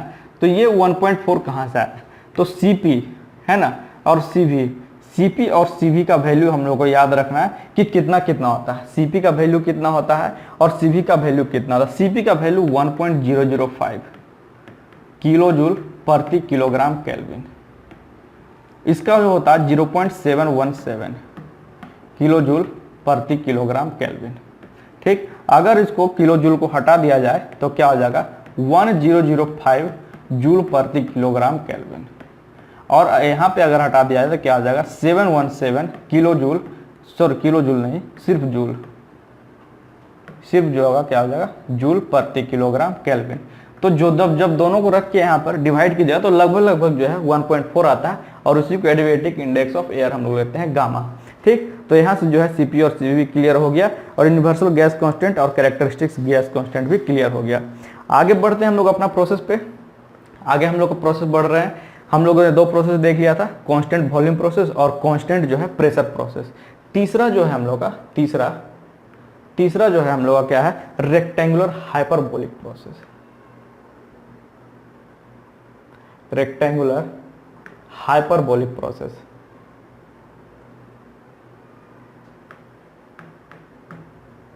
कहने का मतलब क्या, PV=C, जैसा कि मैंने आपको बताया था कि PV=C, ये कौन सा हम लोग का गैस लॉ हम लोग का ये फॉलो करेगा, तो बॉयल्स लॉ। कब, जब हम लोग का टेम्परेचर कांस्टेंट रहेगा। तो रेक्टेंगुलर हाइपरबोलिक प्रोसेस क्या है PV=C।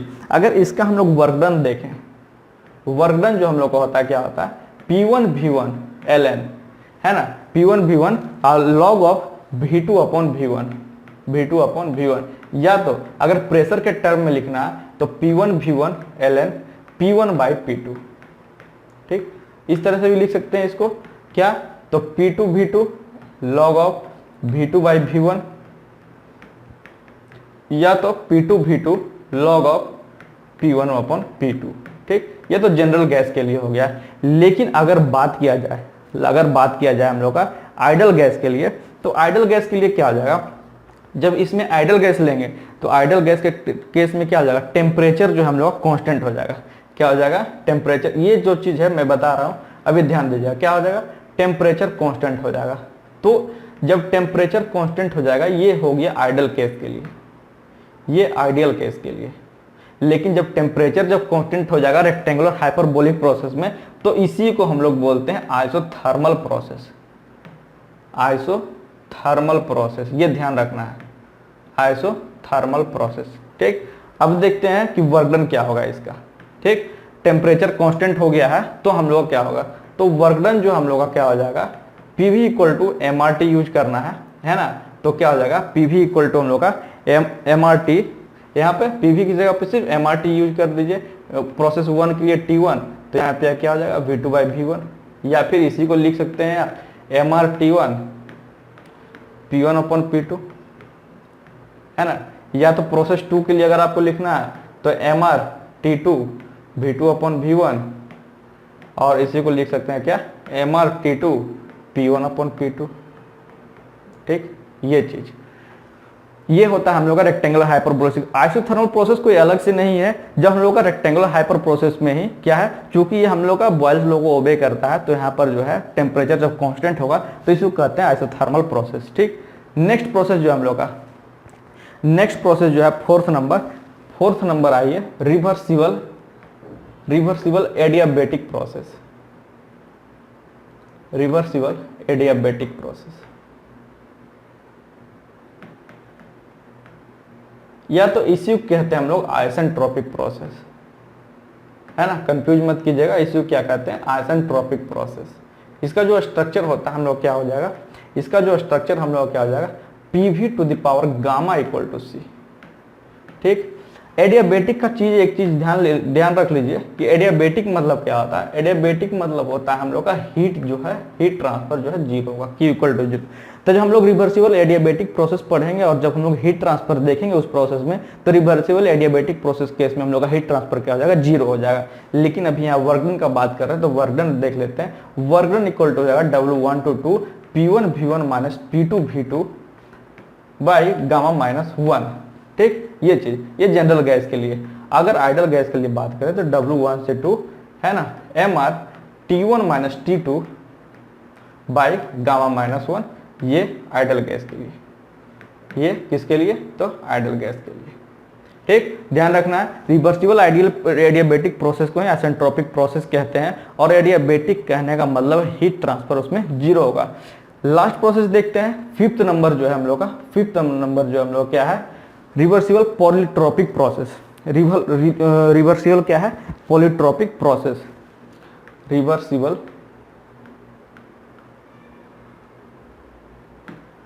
Polytropic process.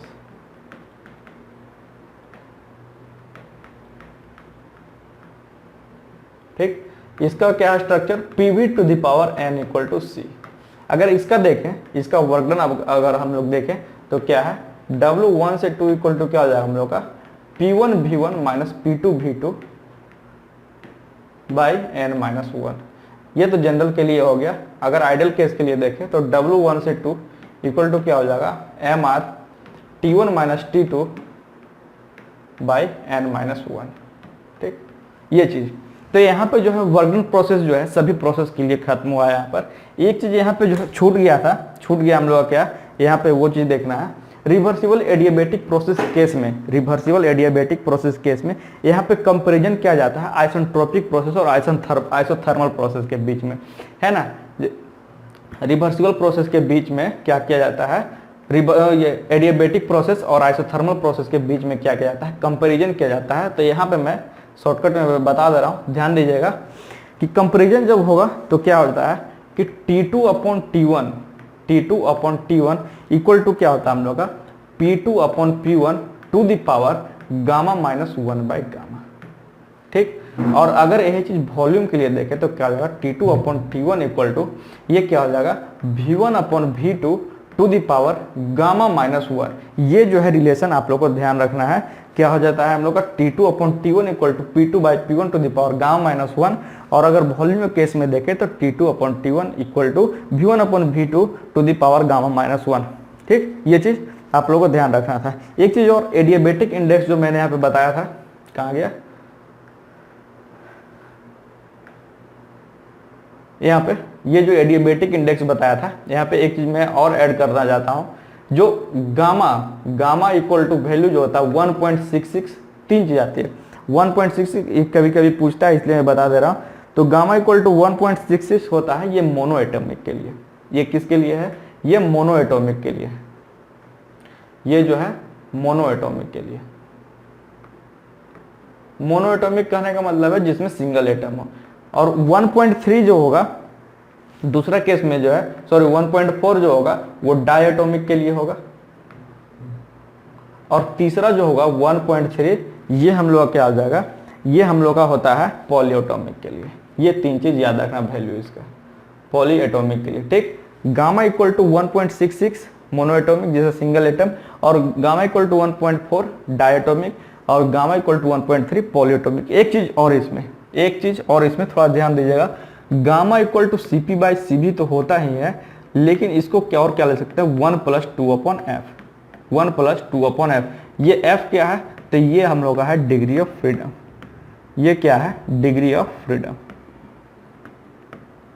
है। ये चीज कभी कभी पूछता है आज तक, तो ये ध्यान रखिएगा, ठीक। तो हम लोग का वर्क डन जो है वो खत्म हो गया है। अब क्या है इसमें, अब क्या पूछता है, देखिए वर्क डन खत्म हो गया, ठीक।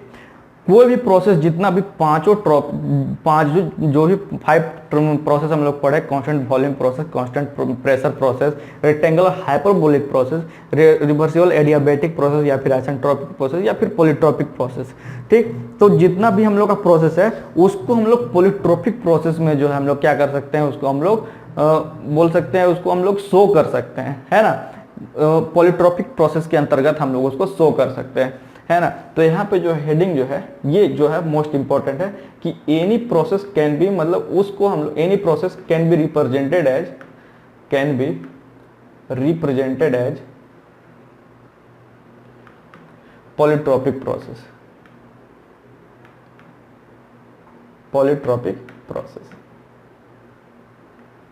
ठीक। ग्राफ से मैं बता देता हूं, बहुत इजी रहेगा, ठीक। देखिए ये क्या हम लोग जानते हैं, ये P है और ये V है, ठीक। यहां पर देखिए जब ये हम लोग का जब ये हम लोग का क्या है, P इक्वल टू कॉन्स्टेंट है, यहाँ पे P इक्वल टू कॉन्स्टेंट है, इसका कहने का मतलब क्या है, N इक्वल टू 0 रहेगा यहाँ पर। ये क्या है हम लोग का P equal to, sorry V equal to constant है यहाँ पे,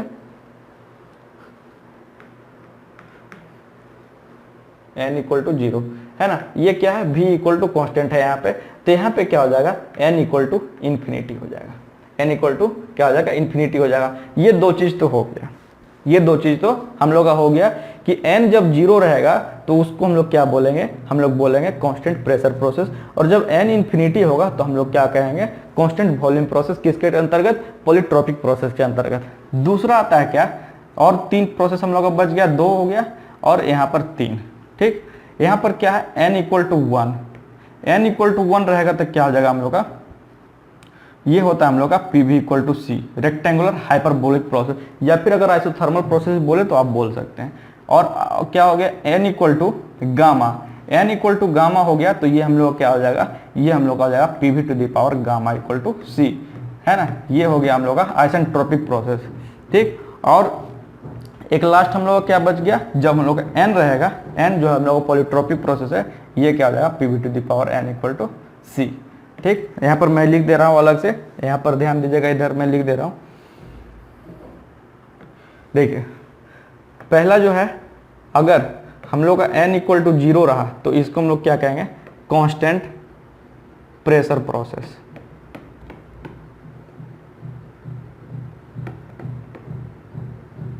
दूसरा क्या है, N इक्वल टू इन्फिनिटी, इसको क्या बोलेंगे हम लोग, कांस्टेंट वॉल्यूम प्रोसेस।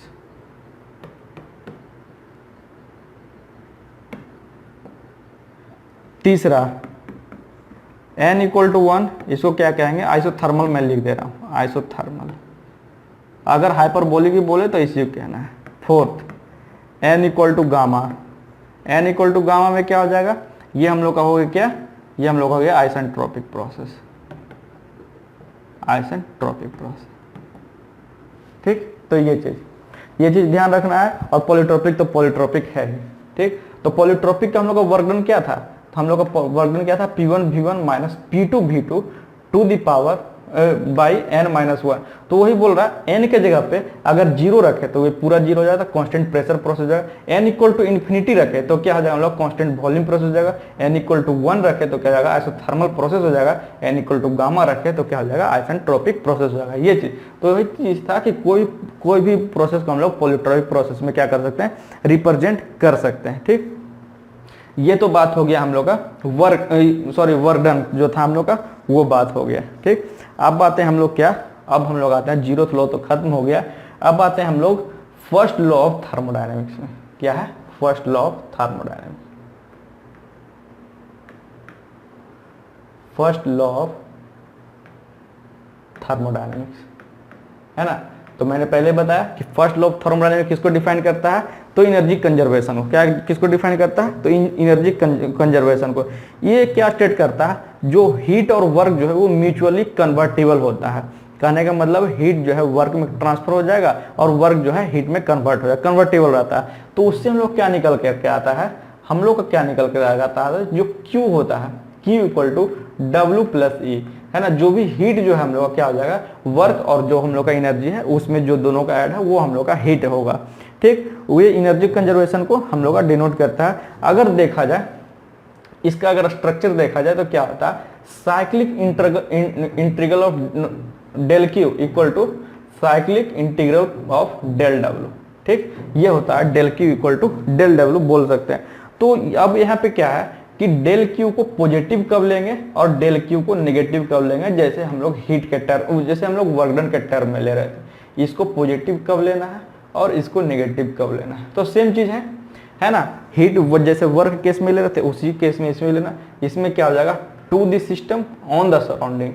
सिर्फ मैं शॉर्टकट में लिख रहा हूँ टू द सिस्टम, और ये क्या है नीचे क्या टू द सिस्टम हो जाएगा, और ये क्या हो जाएगा बाय द सिस्टम,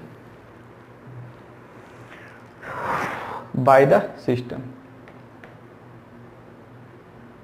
ठीक, ये चीज जैसे वर्क डन में हम लोग क्या देख रहे थे कि पॉजिटिव कब होगा हम लोग का वर्क डन, कब होगा होता है वर्क डन पॉजिटिव, तो जब हम लोग बाय द सिस्टम देखते हैं to by the system on the surrounding, और del Q equal to negative क्या था हम लोग का on the system by the surrounding. तो ये चीज था, तो दोनों चीज में एक ही है।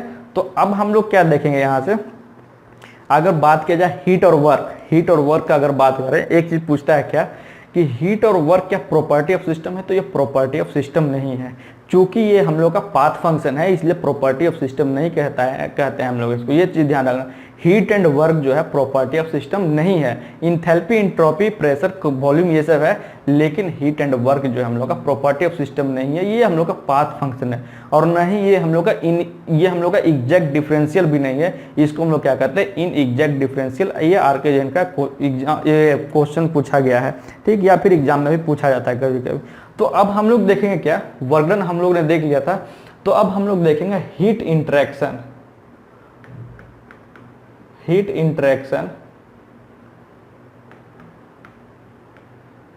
In different reversible process.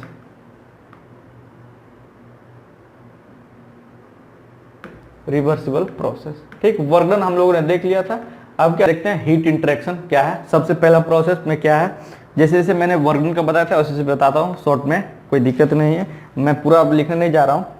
ठीक, पहला में क्या है, पहला में जो था हम लोग का, सेम कलर हो जा रहा है, पहला में हम लोग का था क्या था, कांस्टेंट वॉल्यूम प्रोसेस। मतलब V इक्वल टू कॉन्स्टेंट रहेगा, तो V इक्वल टू कॉन्स्टेंट रहेगा तो हम लोग क्या हो जाएगा Q1 से 2 क्या हो जाएगा, ये हम लोग का चेंज इन इंटरनल एनर्जी होता है, मतलब U2 माइनस U1। इसी को अगर हम लोग क्या कहें, अगर हम लोग U2 माइनस U1 हम लोग अगर बात करें, हम लोग जो है आइडियल कंडीशन केस में, तो U2 माइनस U1 क्या हो जाएगा हम लोगों का, तो चूंकि हम लोग कांस्टेंट वॉल्यूम है तो mCV T2 माइनस T1। कोई दिक्कत नहीं यहाँ पे होना चाहिए, ठीक। तो ये हम लोग का हो गया कांस्टेंट वॉल्यूम के लिए।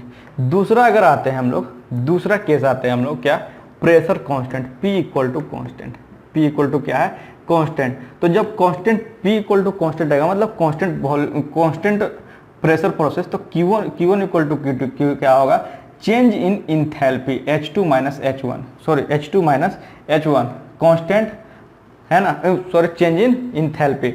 और अगर हम लोग आइडियल कंडीशन की बात करें तो H2 माइनस H1, चूंकि यहाँ पे हम लोग क्या है प्रेशर कांस्टेंट है तो mCp T2 माइनस T1, तो ये चीज़ ध्यान रखना है। ठीक, तो क्या हो गया हम लोग का Q1 से 2 अगर बात करें वॉल्यूम में केस में तो change in internal energy. Question इस तरह से पूछता है कि चेंज इन इंटरनल एनर्जी अगर हीट में बात करें तो वो कौन सा प्रोसेस में एग्जिस्ट करेगा, तो कांस्टेंट वॉल्यूम प्रोसेस, और चेंज इन एंथैल्पी तो हम लोग का कांस्टेंट प्रेशर प्रोसेस। यहीं पे एक चीज बात कर लेते हैं, यहीं पे अगर एक चीज बात कर लेते हैं तो Cp माइनस Cv जो होता है, Cp minus Cv equal to R जो होता है, ये कौन सा इक्वेशन है, ये कौन सा इक्वेशन है, तो इसको हम लोग क्या कहते हैं मेयर्स इक्वेशन। इसको क्या कहते हैं मेयर्स इक्वेशन। क्या कहेंगे इसको मेयर्स इक्वेशन, ये ध्यान रखना। ठीक, तो अगले प्रोसेस में बढ़ते हैं हम लोग। 2 हो गया। तीसरा प्रोसेस क्या है हम लोग का, तीसरा प्रोसेस हम लोग देख रहे थे एडियाबेटिक प्रोसेस। तो मैंने पहले ही बताया कि एडियाबेटिक प्रोसेस कहने का मतलब क्या, एडियाबेटिक प्रोसेस कहने का मतलब होता है हम लोग का हीट जो ट्रांसफर होगा, हीट ट्रांसफर जो है हम लोग का 0 होगा, Q equal to 0।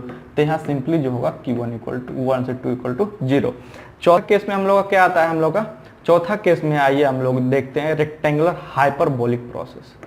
Rectangular hyperbolic process, hyperbolic process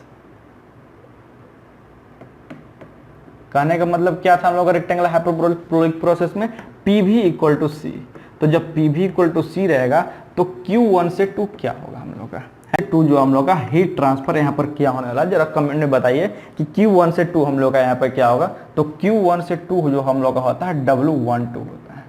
ठीक, क्वेश्चन पूछता है क्या कि जो रेक्टेंगुलर हाइपरबोलिक प्रोसेस में है, सॉरी इस तरह नहीं पूछता है, पूछता है क्या जो हीट इंटरेक्शन जो है वो वर्क डन के इक्वल होता है कौन से प्रोसेस में, तो रेक्टेंगुलर हाइपरबोलिक प्रोसेस केस में। और तो रेक्टेंगुलर हाइपरबोलिक प्रोसेस में हम लोग क्या था P1 V1 ln है ना, क्या था V2 अपॉन V1। अगर प्रेशर के टर्म में ले तो क्या हो जाएगा P1 V1 ln P1 upon P2। तो ये चीज ठीक। अगर हम लोग बात करें जो लास्ट हम लोग का बच गया है, एक हम लोग का बच गया है, वो हम लोग का इंपॉर्टेंट 5 नंबर क्या polytropic PV to the power n equal to C। तो PV to the power n equal to C में बहुत मजेदार क्या है, Q1 से 2 क्या होता है, Q1 से 2 क्या होता है। ठीक, Q1 से 2 होता है हम लोग gamma minus n upon n minus 1। Gamma minus n up sorry यहाँ पे n माइनस 1 नहीं, गामा माइनस n होता है 1। गामा माइनस n बटे gamma minus 1 into work done, into क्या वर्क डन। अब वर्क डन क्या पढ़े थे हम लोग, तो लिख सकते हैं क्या gamma minus n upon gamma minus 1। तो PV to the power n minus C में वर्क डन क्या था, तो P1 V1 minus P2 V2 by n minus 1। ठीक, ये चीज। तो ये हम लोग का पांचों प्रोसेस हीट इंटरेक्शन के लिए। ठीक, सबसे पहले क्या था, सबसे पहला में हम लोग का था कांस्टेंट वॉल्यूम में change in internal energy, constant pressure में चेंज इन एंथैल्पी, और एडियाबेटिक में तो हीट ऐसे भी 0। हाइपरबोलिक प्रोसेस में हम लोग का वर्क डन के बराबर, और PV to the power n equal to C में Q1 से गामा माइनस n माइनस बटे gamma minus 1 equal to into work done. ये चीज हम लोग का याद रखने का था, बाकी तो आप लोग का सिंपल था, कोई दिक्कत नहीं था यहाँ पे। ठीक, चलिए अब जो है एक दो जो प्रोसेस है हम लोग का है, एक दो जो प्रोसेस है इरिवर्सिबल प्रोसेस यहाँ पे देख लेते हैं। क्या आप देख लेते हैं इरिवर्सिबल प्रोसेस। इरिवर्सिबल प्रोसेस में सबसे पहले देखते हैं क्या free expansion process. Free expansion process, free expansion process. ठीक, तो फ्री एक्सपेंशन प्रोसेस में क्या है, सबसे पहले ये चीज मैं बता दूं कि फ्री एक्सपेंशन प्रोसेस मतलब क्या हो गया। ये तो सबसे पहला पॉइंट इसमें है कि ये क्या है, ये एक इरिवर्सिबल प्रोसेस है। क्या है, ये इरिवर्सिबल प्रोसेस है, इरिवर्सिबल प्रोसेस। और क्या है, ये जो भी एक्सपेंशन होता है सब्सटेंस का अगेंस्ट वैक्यूम होता है। एक्सपेंशन जो होगा, एक्सपेंशन ऑफ सब्सटेंस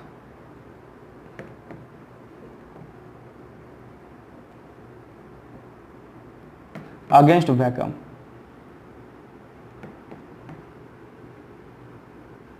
ठीक, expansion of substance against vacuum होता है, इसलिए W1 से 2 क्या हो जाएगा, वर्क डन जो होगा 0 होगा, हीट ट्रांसफर क्या होगा 0 होगा, चेंज इन इंटरनल एनर्जी क्या होगा 0 होगा। लेकिन अगर आइडल केस की बात करें तो T2 इक्वल टू T1 हो जाएगा यहाँ पर, इसलिए क्या हो जाएगा P1 V1 equal to P2 V2, ये चीज याद रखना है आइडियल गैस के लिए। ठीक, ये चीज फ्री एक्सपेंशन, ये इरिवर्सिबल प्रोसेस का कंडीशन एक लिया मैं। एक कंडीशन, एक चीज और है यहाँ पर, एक चीज और है यहाँ पर, क्या देखिए इरिवर्सिबल प्रोसेस एक और ले लेते हैं यहाँ पर, चर्निंग प्रोसेस,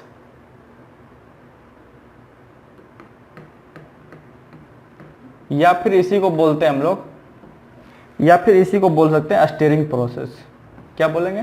स्टीयरिंग प्रोसेस।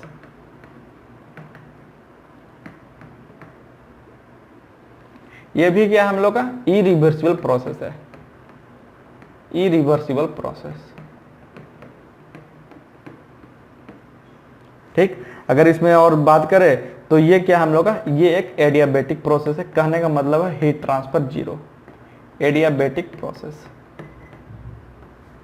ठीक, इसके क्या है, इसमें जो है एडियाबैटिक प्रोसेस क्योंकि तो डेल एस इनवर्स जो होगा हम लोग का क्या हो जाएगा, ग्रेटर देन जीरो, और हम लोग का चेंज इन जो इंटरनल एनर्जी होगा वो वर्क डन के बराबर होगा, W12, वो भी नेगेटिव में।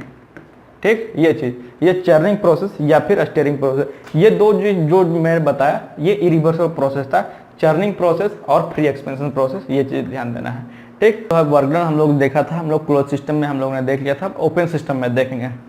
ठीक, तो जो टॉपिक रहेगा हम लोग क्या है, reversible work done in open system, reversible work done in open system.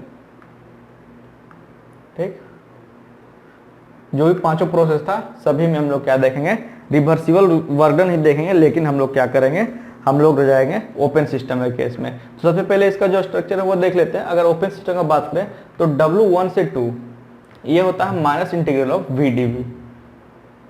VdP। ठीक, ये चीज। ठीक, तो ये हम लोग का ओपन सिस्टम के केस में होता है। अगर हम लोग क्लोज सिस्टम के बाद में बात करें तो वर्क डन क्या हो रहा था, PdV हो रहा था, लेकिन यहाँ पे क्या हो रहा, ये हम लोग का इंटीग्रेशन ऑफ, वो भी नेगेटिव में VdP। ये किसके लिए, ये तो सबसे पहले याद रखिए स्टेडी प्रोसेस के लिए,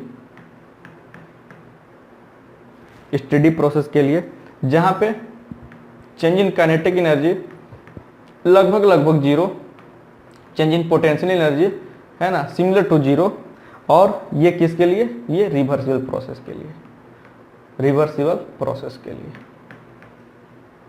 ठीक, तो चलिए एक एक प्रोसेस के लिए देखते हैं, पांचों प्रोसेस के लिए कि हम लोग का क्या क्या जो है हम लोग का यहाँ पे होने वाला है। ठीक, चलिए आइए, पहला नंबर हम लोग का क्या था, पहला नंबर हम लोग का जब वॉल्यूम कांस्टेंट रहेगा, तो वॉल्यूम कांस्टेंट मतलब आइसोकोरिक प्रोसेस, तो Q1 यहाँ पे क्या हो जाएगा, वर्क डन जो यहाँ पे होगा वॉल्यूम कांस्टेंट के केस में, वॉल्यूम कांस्टेंट के केस में क्या हो जाएगा, चूंकि वहां पे हम लोग देखे थे कांस्टेंट प्रेशर के केस में हम लोग क्या हो रहा था, PV2 माइनस V1। ठीक, तो यहाँ पे क्या हो जाएगा, यहाँ पे हम लोग हो जाएगा VP2 minus P1, VP2 minus P1 हो जाएगा, है ना। और चूंकि यहाँ नेगेटिव है तो नेगेटिव लगा के रखेगा हमेशा। दूसरा केस में हम लोग क्या था, प्रेशर इक्वल टू कांस्टेंट।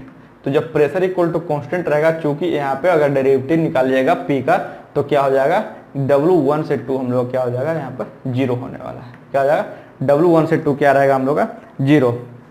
ठीक, आइए नेक्स्ट तीसरा नंबर, और बहुत ही महत्वपूर्ण तीसरा नंबर क्या है हम लोग का, तीसरा नंबर है हम लोग का reversible adiabatic process, adiabatic process, adiabatic process. तो एडियाबैटिक प्रोसेस में हम लोग क्या हो जाएगा, एडियाबैटिक प्रोसेस कहने का मतलब क्या, PV to the power gamma equal to C। तो इसमें क्या हो जाएगा हम लोग का, जो वर्क डन होगा हम लोग का, वर्क डन क्या हो जाएगा हम लोग का, गामा है ना, P1 V1 minus P2 V2 upon gamma minus 1, ये हो जाएगा हम लोग का, क्या हो जाएगा, ये हम लोग का वर्क डन हो जाएगा किस केस में, ओपन सिस्टम के केस में। जो फोर्थ नंबर था हम लोग का, फोर्थ नंबर पॉलीट्रोपिक प्रोसेस, क्या, PV to the power n equal to C, PV to the power n equal to C हम लोग का फोर्थ केस। तो इसमें एक चीज ध्यान रखना, PV to the power n equal to C में वो क्या होगा हम लोग का, W1 से 2 जो हम लोग को होगा n by n minus 1 into P1 V1 minus P2 V2 upon n minus 1, ये चीज। ठीक, सॉरी वहाँ n माइनस 1 मैंने लिख दिया है, तो n माइनस 1 लिखने का जरूरत नहीं है यहाँ पे, P1 V1 minus P2 V2। ठीक, n by n minus 1 into, या तो इसको इस तरह से भी लिख सकते हैं कि n into P1V1 minus P2V2 upon n-1, इस तरह से भी लिख सकते हैं। ठीक, तो ये जो है आइडल केस के लिए भी इस तरह से लिख सकते हैं, mr इसमें ऐड कर देंगे, इसमें क्या हो जाएगा mr_t1 माइनस mr_t2। ठीक, इस तरह से भी। जो फिफ्थ नंबर हम लोग का बचा है, एक जो फिफ्थ नंबर बचा है क्या, rectangular hyperbolic process PV equal to C। ये एग्जाम में क्वेश्चन पूछता है कि कौन सा ऐसा प्रोसेस है जो क्लोज सिस्टम और ओपन सिस्टम में जिसका वर्क डन सेम होता है, तो वो हम लोग का है रेक्टेंगुलर हाइपरबोलिक प्रोसेस। कहने का मतलब है PV इक्वल टू C में जो हम लोग का वर्क डन जो हम लोग का सेम रहेगा, W1 से 2 इक्वल टू, ये अगर बात करें हम लोग ओपन का, तो हम लोग क्या आ जाएगा W1 से 2 क्लोज का।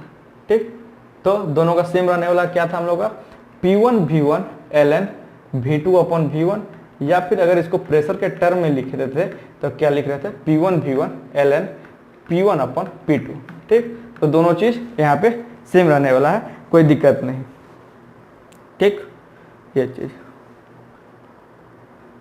अच्छा, एक चीज यहाँ पे रह गया है, अगर बात करें एडियाबेटिक केस में PV to the power gamma equal to C में, अगर आइडल कंडीशन की अगर मैं बात करें तो W1 से 2 जो हम लोग का क्या हो जाएगा, चेंज इन इंथैल्पी, वो भी नेगेटिव में। ये आइडल कंडीशन के लिए पूछता है क्वेश्चन, ये आइडल के गैस के लिए, आइडल गैस के लिए। ठीक, एडियाबेटिक प्रोसेस मैंने क्या बोला कि जो हम लोग का वर्क डन जो होगा, ये हम लोग का तो जनरल गैस के लिए ठीक है, gamma into P1V1 minus P2V2 by gamma minus 1। लेकिन अगर बात करें आइडल केस में तो W1 से हम लोग क्या हो जाएगा, चेंज इन इंथैल्पी, वो भी नेगेटिव में, ये आइडल गैस के कंडीशन में। ठीक, तो तीन चीज हो गया यहाँ पे, है ना, क्लोज सिस्टम और ओपन सिस्टम में वर्क डन देख लिया और हीट इंटरेक्शन देख लिया हम लोगों ने सभी प्रोसेस में। तो ये तीनों जो है बहुत महत्वपूर्ण था। ठीक, अब जो है हम लोग का, चूंकि हम लोग का क्या है, फर्स्ट लॉ सेकंड लॉ हो गया, सॉरी जीरोथ लॉ और फर्स्ट लॉ हो गया। अब आते हैं हम लोग क्या, सेकंड लॉ ऑफ थर्मोडायनेमिक्स पे। क्या है, second law of thermodynamics, second law of thermodynamics. तो सेकंड लॉ ऑफ थर्मोडायनेमिक्स कुछ भी नहीं है, सेकंड लॉ ऑफ थर्मोडायनेमिक्स को डिफाइन करता है। तो सेकंड लॉ ऑफ थर्मोडायनेमिक्स जो है प्रोसीड करता है किस कंसेप्ट पे, इंट्रोपिक कंसेप्ट पे। तो इंट्रोपिक कंसेप्ट किस पे डिपेंड है, तो इंट्रोपिक कंसेप्ट ये ध्यान रखिएगा हमेशा कि हीट पे डिपेंड करता है, ना कि टेम्परेचर पे। जैसे जैसे हीट बढ़ाएंगे वैसे वैसे उसका इंट्रोपी भी बढ़ेगा, जैसे घटाएंगे वैसे वैसे हम लोग का इंट्रोपी भी घटेगा। लेकिन टेम्परेचर पे, टेम्परेचर से नहीं, हम लोग ऐसा नहीं कर सकते कि टेम्परेचर बढ़ा रहे हैं तो हीट भी बढ़ा, या टेम्परेचर घटा रहे हैं तो हीट भी घट रहा है, ऐसा हम लोग नहीं कह सकते हैं। ठीक, तो ये चीज ध्यान रखना है। और ऐसे जो है इंट्रोपी का जो है प्रॉपर डेफिनेशन कहीं भी अभी तक नहीं मिला है, ऐसा आप लोग बुक में जो लिखा हुआ है। ठीक, तो सेकंड लॉ ऑफ थर्मोडायनेमिक्स दो लोगों ने दिया था। सबसे पहले हम लोग देखते हैं kelvin Planck statement. Kelvin Planck statement पहला है, केल्विन प्लांक स्टेटमेंट, दो लोग स्टेटमेंट दिए थे इसमें। पहला केल्विन प्लांक स्टेटमेंट,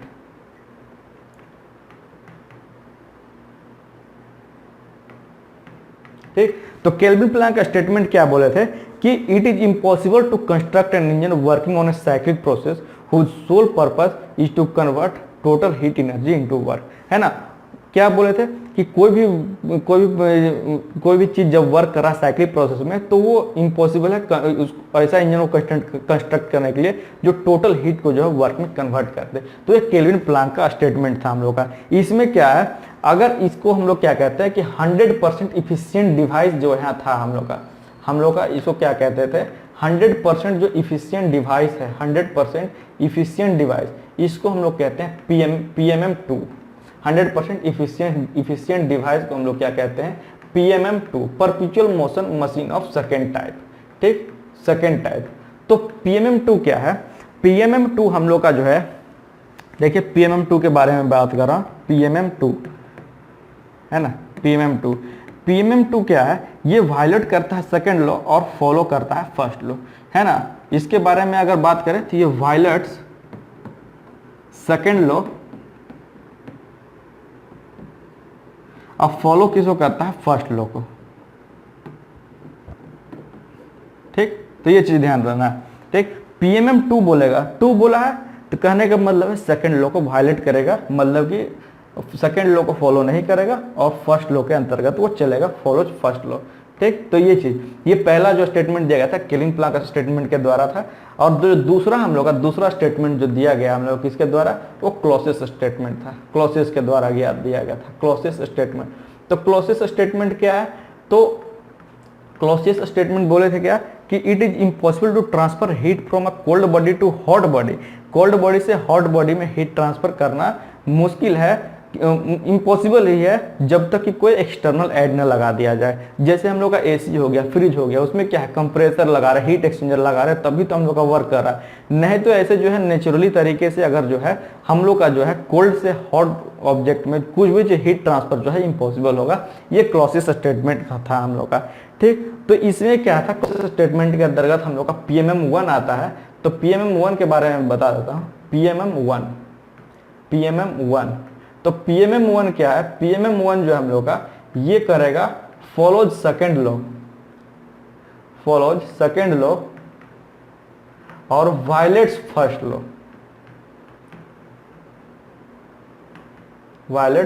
लॉ। ठीक, तो इसको याद रखने के लिए क्या है, देखिए पीछे मैंने क्या बताया, PM2 में जो 2 है तो 2 वायलेट करेगा। ठीक, और ये 1 है तो 1 को क्या करेगा, वायलेट करेगा, मतलब फर्स्ट लॉ को वायलेट करेगा, सेकंड लॉ के अंतर्गत फॉलो करेगा। ठीक, तो ये हम लोग का सेकंड लॉ ऑफ थर्मोडायनेमिक्स था। क्या था, सेकंड लॉ ऑफ थर्मोडायनेमिक्स था। अब जो हम लोग का बच गया है, कुछ इंपॉर्टेंट साइकिल्स बच गया है। क्या बच गया, इंपॉर्टेंट साइकिल, जैसे Carnot cycle, Otto cycle, diesel cycle, dual cycle, Atkinson cycle, linear cycle, Ericsson cycle, Stirling cycle. ये जो 6-7 तरह का जो हम लोग का साइकिल है, उससे तो शुरू करते हैं कार्नोट साइकिल से। हम लोग का जो है लास्ट जो है हम लोग का डिफरेंट टाइप ऑफ साइकिल अब जो है बचा हुआ है वो देख लेते हैं, और लास्ट में जो है हम लोग का कुछ फ्यूल के बारे में देख लेंगे और उसका कैलोरीफिक वैल्यू वो भी कभी कभी पूछता है। तो चलिए शुरू करते हैं। सबसे पहले जो हम लोग साइकिल में है कार्नोट साइकिल। ठीक, सभी साइकिल में हम लोग क्या देखेंगे, वो कौन कौन सा प्रोसेस एग्जिस्ट करता है, उसका इफिशियंसी, और उसमें कुछ ज़्यादा हम लोग का जरूरत नहीं है देखने का। ठीक, उसमें ज़्यादा हम लोग टाइम वेस्ट नहीं करेंगे। तो इसमें जो है हम लोग क्या है, इसमें हम लोग का 2 आइसोथर्मल प्रोसेस रहता है। क्या है, 2 आइसोथर्मल प्रोसेस कार्नोट साइकिल में, 2 आइसोथर्मल प्रोसेस। और क्या रहता है, दो आइसोथर्मल प्रोसेस और 2 एडियाबेटिक बोल सकते हैं, या फिर उसी को बोल लीजिए आइसेंट्रोपिक, कुछ भी।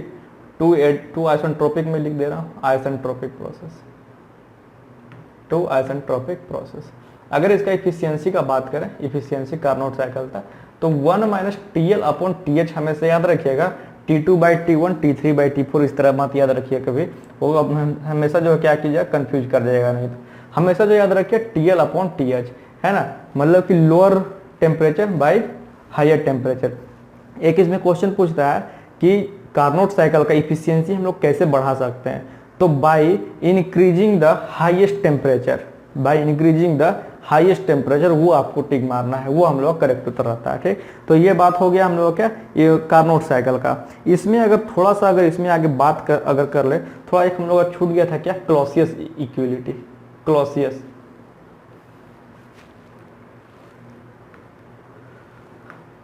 क्लॉसियस इनइक्विलिटी हम लोग का थोड़ा छूट गया था पीछे, वो देख लेते हैं इसी में। क्लॉसियस इनइक्विलिटी थोड़ा शॉर्ट में मैं बता दे रहा हूँ।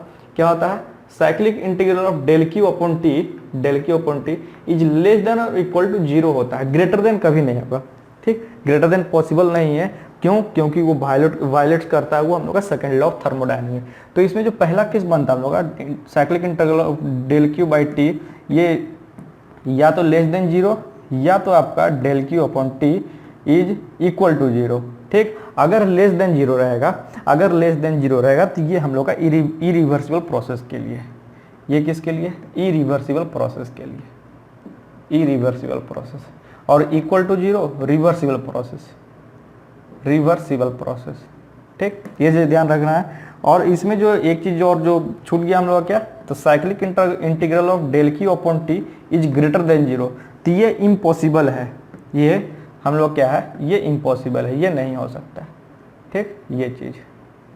ठीक, ये 3 चीज क्लॉसियस इनइक्विलिटी कभी कभी क्वेश्चन पूछ देता है, तो उतना घबराने की बात नहीं है। चलिए नेक्स्ट साइकिल में देखते हैं, कार्नोट साइकिल हो गया। ऑटो साइकिल का बात करते हैं। ऑटो साइकिल या फिर पेट्रोल साइकिल भी इसको कह सकते हैं, पेट्रोल साइकिल, चूंकि पेट्रोल इंजन में ये यूज होता है, पेट्रोल साइकिल। ठीक, तो इसमें कौन कौन सा हम लोग का है, इसमें कौन कौन सा हम लोग का जो है प्रोसेस रहेगा, तो 2 आइसेंट्रोपिक 2 आइसेंट्रोपिक और 2 constant volume process, constant volume process, volume process है ना। इसका चूंकि पीवी डायग्राम देखिएगा तो किस तरह से होता है हम लोग का पीवी डायग्राम, तो हम लोग का कुछ इस तरीके से होता है, ठीक। जहाँ की ये दोनों हम लोग क्या है PV to the power n equal to C है, और ये हम लोग क्या heat addition at constant volume और heat rejection at constant volume, तो इसलिए 2 कांस्टेंट वॉल्यूम प्रोसेस। इसका एफिशिएंसी का बात करें क्या होता है 1 - 1 by are to the power gamma -1, जहाँ आर क्या है हम लोग compression ratio, volume at the end of the compression stroke और volume at the beginning of the compression stroke का रेशियो होता है हम लोग का ये आर, ठीक। ये आर क्या हम लोग का कंप्रेशन रेशियो है, आर क्या है कंप्रेशन रेशियो, कंप्रेशन रेशियो, ठीक। क्या होता है ये किसका रेशियो है, तो volume at the end of compression stroke, compression stroke to volume at the beginning of compression stroke, volume at the beginning, ठीक, ऑफ द कंप्रेशन स्ट्रोक, ठीक। तो ये चीज होता है, तो कंप्रेशन रेशियो पे ही हम लोग का क्या है ऑटो साइकिल हम लोग का डिफाइन होता है। इसलिए कंप्रेशन रेशियो जो है, कंप्रेशन रेशियो का एक वैल्यू फिक्स जाता है कि कहाँ से कहाँ तक रखना है। तो आर का जो वैल्यू है हम लोग का जनरली जो बिलोंग करता है वो 6 से 12 करता है, कितना से कितना 6 से 12। गामा 1.4 लेंगे हम लोग किसके लिए, तो हम लोग लेते हैं हम लोग किसके लिए लेंगे, और गामा लेंगे 1.4 एयर के लिए, ठीक, कोई दिक्कत नहीं। चलिए आते हैं नेक्स्ट क्वेश्चन, नेक्स्ट चीज आते हैं। इसमें एक चीज और देख लेते हैं हम लोग, क्या इसमें हम लोग एक चीज और देख लेते हैं, क्या अगर ये कंप्रेशन रेशियो हम लोग का वॉल्यूम के हिसाब से बोलेगा तो टोटल वॉल्यूम अपॉन हम लोग का क्या होता है क्लियरेंस वॉल्यूम। कहने का मतलब है VS plus VC upon VC, VS plus VC ये हम लोग का क्या है, ये टोटल वॉल्यूम है, टोटल वॉल्यूम, टोटल वॉल्यूम। जहां हम लोग का जो है VS क्या है, जहां हम लोग का ये जो VS है ये हम लोग क्या है स्वेप्ट वॉल्यूम, स्वेप्ट वॉल्यूम, और ये VC क्या है, तो VC हम लोग क्या है क्लियरेंस वॉल्यूम, क्लियरेंस वॉल्यूम, ठीक। तो अगर वॉल्यूम के रिस्पेक्ट में पूछे है ना स्वेप्ट वॉल्यूम और क्या है क्लियरेंस वॉल्यूम के रिस्पेक्ट में पूछे तो, ठीक। नेक्स्ट आइए, नेक्स्ट साइकिल देखते हैं हम लोग, तीसरा है, तीसरा साइकिल जो हम लोग क्या है डीजल साइकिल, डीजल साइकिल, या फिर आप बोल सकते हैं CI इंजन या CI साइकिल, क्योंकि कंप्रेस्ड इग्निशन होता है CI, इसको हम लोग की डीजल साइकिल में ही यूज करते हैं, ठीक। तो इसका जो है इसका क्या क्या प्रोसेस हो जाएगा हम लोग का 2 आइसेंट्रोपिक प्रोसेस तो होगा ही होगा, 2 isentropic process, 2 isentropic process, 2 isentropic process, और क्या एक हम लोग का constant pressure process, constant pressure process, और क्या constant volume process, constant volume process. ये 4 प्रोसेस एग्जिस्ट करता है, ठीक, किसमें, तो डीजल साइकिल में। अगर इसका इफिशियंसी देखें, इफिशियंसी अगर इसका देखें तो क्या होगा 1 - 1 by are to the power gamma -1 into r to the power gamma -1 by rho, शायद सॉरी रो, यहाँ पे कट ऑफ रेशियो यहाँ पर हम लोग आता है, यहाँ पे क्या है, यहाँ पे चूंकि कट ऑफ रेशियो आता है तो यहाँ पे क्या हो जाएगा, यहाँ पे हम लोग rho to the power gamma -1 into rho into gamma -1 आठ, हाँ ठीक, ये चीज, ठीक। इफिशियंसी क्या हो जाएगा हम लोग का 1 - 1 by are to the power gamma -1, rho क्या है पर कट ऑफ रेशियो मैं बता रहा हूँ यहाँ पे कि रो क्या है, तो कट ऑफ रेशियो है यहाँ पर एक rho to the power gamma -1 by gamma into rho -1, sorry मैंने यहाँ पे मिस्टेक कर दिया,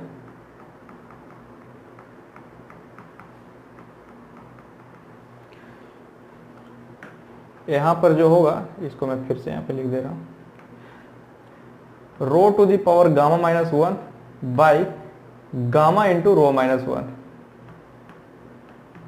ठीक। ये हम लोग का क्या हो जाता है, इफिशियंसी है डीजल साइकिल का, ठीक। तो अब यहाँ पे कट ऑफ रेशियो क्या है, कट ऑफ रेशियो हम लोग का रो से डिनोट कर रहा हूँ यहाँ पे मैं कट ऑफ रेशियो, RC से भी डिनोट करते हैं बहुत लोग, जिसको कोई दिक्कत नहीं है उसके लिए। तो रो यहाँ पे क्या है, कट ऑफ रेशियो है ना, कट ऑफ रेशियो। तो कट ऑफ रेशियो क्या होता है, कट ऑफ रेशियो हम लोग का volume at the end of fuel injection, volume at the end of fuel injection, end of fuel injection, a volume at the beginning of fuel injection, volume at the beginning of fuel injection। ठीक, तो ये हम लोग क्या आता है, ये हम लोग कट ऑफ रेशियो होता है, रो इक्वल टू ये हम लोग कट ऑफ रेशियो होता है। ठीक, तो जो यहाँ एक क्वेश्चन पूछता है कि अगर मान लीजिए कि डीजल इंजन का कट ऑफ रेशियो 0 हो जाएगा तो वो क्या होगा हम लोग का, तो वो हम लोग का ऑटो साइकिल हो जाएगा। क्या हो जाएगा, ऑटो साइकिल हो जाएगा। तो यहाँ जो हम लोग का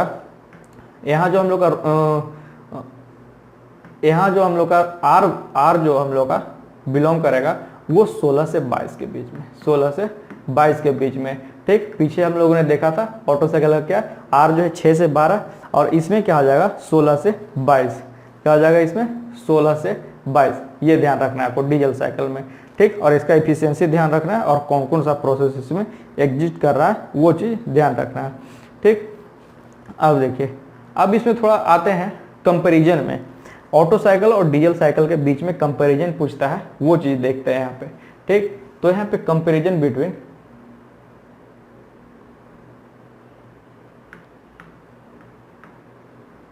auto cycle and diesel cycle.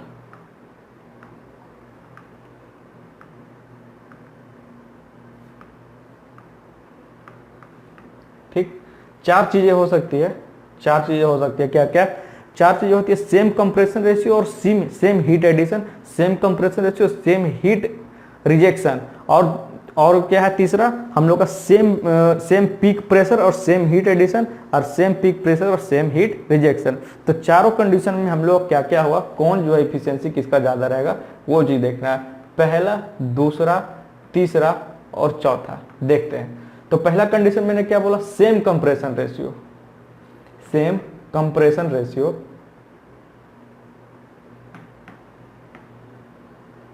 And same heat addition, heat addition. ठीक, और दूसरा फिर मैंने क्या बोला कि सेम कंप्रेशन रेशियो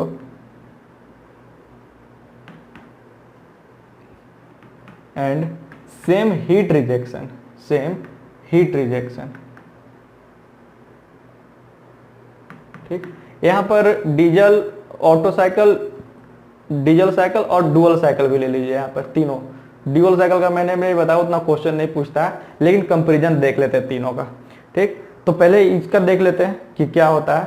ठीक, तो सेम कंप्रेशन रेशियो और सेम हीट एडिशन में क्या हो जाएगा, हम लोग को जो सबसे ज्यादा इफिशियंसी होता है वो ऑटो साइकिल का होता है, उसके बाद किसका होगा डुअल का, उसके बाद किसका होगा डीजल का, उसके बाद किसका होगा डीजल का। यह ध्यान रखना है, सेम कंप्रेशन रेशियो में और सेम हीट एडिशन में जो होगा इफिशियंसी सबसे ज्यादा ऑटो साइकिल, फिर डुअल साइकिल, फिर diesel cycle.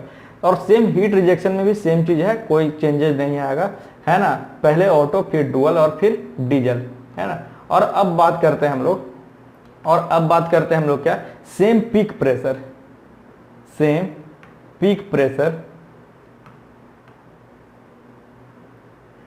Same peak pressure, और क्या था इसमें पीक टेम्परेचर और same heat addition and same heat addition, same heat addition. ठीक, तो अगर इसका बात करें, है ना, तो इसमें क्या हो जाएगा, हम लोग का सबसे ज्यादा जो है, सबसे ज्यादा इफिशियंसी इस केस में डीजल का होगा, डीजल का, उसके बाद डुअल का, उसके बाद ऑटो का, उसके बाद किसका ऑटो का, है ना। इसमें एक और केस बनेगा, क्या, एक और केस इसमें जो बन रहा है हम लोग का लास्ट केस, क्या, तो सेम पीक प्रेशर, इसमें सेम पीक प्रेशर लीजिए, same peak pressure and same heat rejection, heat rejection. ठीक, तो इसमें भी सेम रहेगा, इसमें भी कोई दिक्कत नहीं। इसमें क्या हो जाएगा, इफिशियंसी ऑफ डीजल पहले, फिर ग्रेटर देन डुअल, और फिर लास्ट में क्या ऑटो। ठीक, तो ये 4 कंडीशन एग्जिस्ट करता है। कंपैरिजन कभी कभी पूछता है कि अगर सेम कंप्रेशन रेशियो और सेम हीट एडिशन पे सबसे ज्यादा इफिशियंसी किसका होगा, तो हमेशा ऑटो साइकिल का होगा, सबसे कम किसका होगा डीजल साइकिल। लेकिन अगर सेम पीक टेम्परेचर और पीक प्रेशर केस में पूछे तो उस केस में डीजल का सबसे ज्यादा आता है और सबसे कम होता है हम लोग किसका, तो ऑटो साइकिल का। ठीक, ये चीज हो गया, ऑटो साइकिल हो, कार्नोट साइकिल हो गया, ऑटो साइकिल हो गया, डीजल साइकिल हो गया, कंपैरिजन हो गया। अब आते हैं हम लोग एटकिंसन साइकिल के बारे में बात करते हैं। किसके बारे में, एटकिंसन साइकिल, एटकिंसन साइकिल। ठीक, तो एटकिंसन साइकिल में सबसे पहले हम लोग क्या देखेंगे, सबसे पहले हम लोग देख लेते हैं क्या इसका जो है कौन कौन सा प्रोसेस रहता है। तो two isentropic process, two isentropic process और two constant volume process, two constant volume process, two constant volume process. ठीक, तो ये एटकिंसन साइकिल, दो आइसेंट्रोपिक और दो हम लोग क्या, सॉरी एटकिंसन, एक कांस्टेंट और एक, यहाँ गलती मैंने लिख दिया है,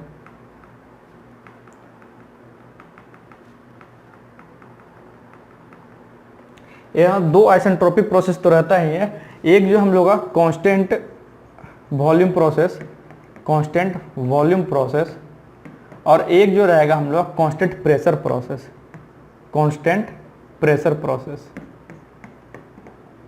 कांस्टेंट प्रेशर प्रोसेस। ठीक, जैसा कि हम लोगों ने देखा था कि इसमें डीएल साइकिल में वो सेम प्रोसेस हम लोग क्या है, हम लोग का ये एटकिंसन साइकिल में भी यूज होता है।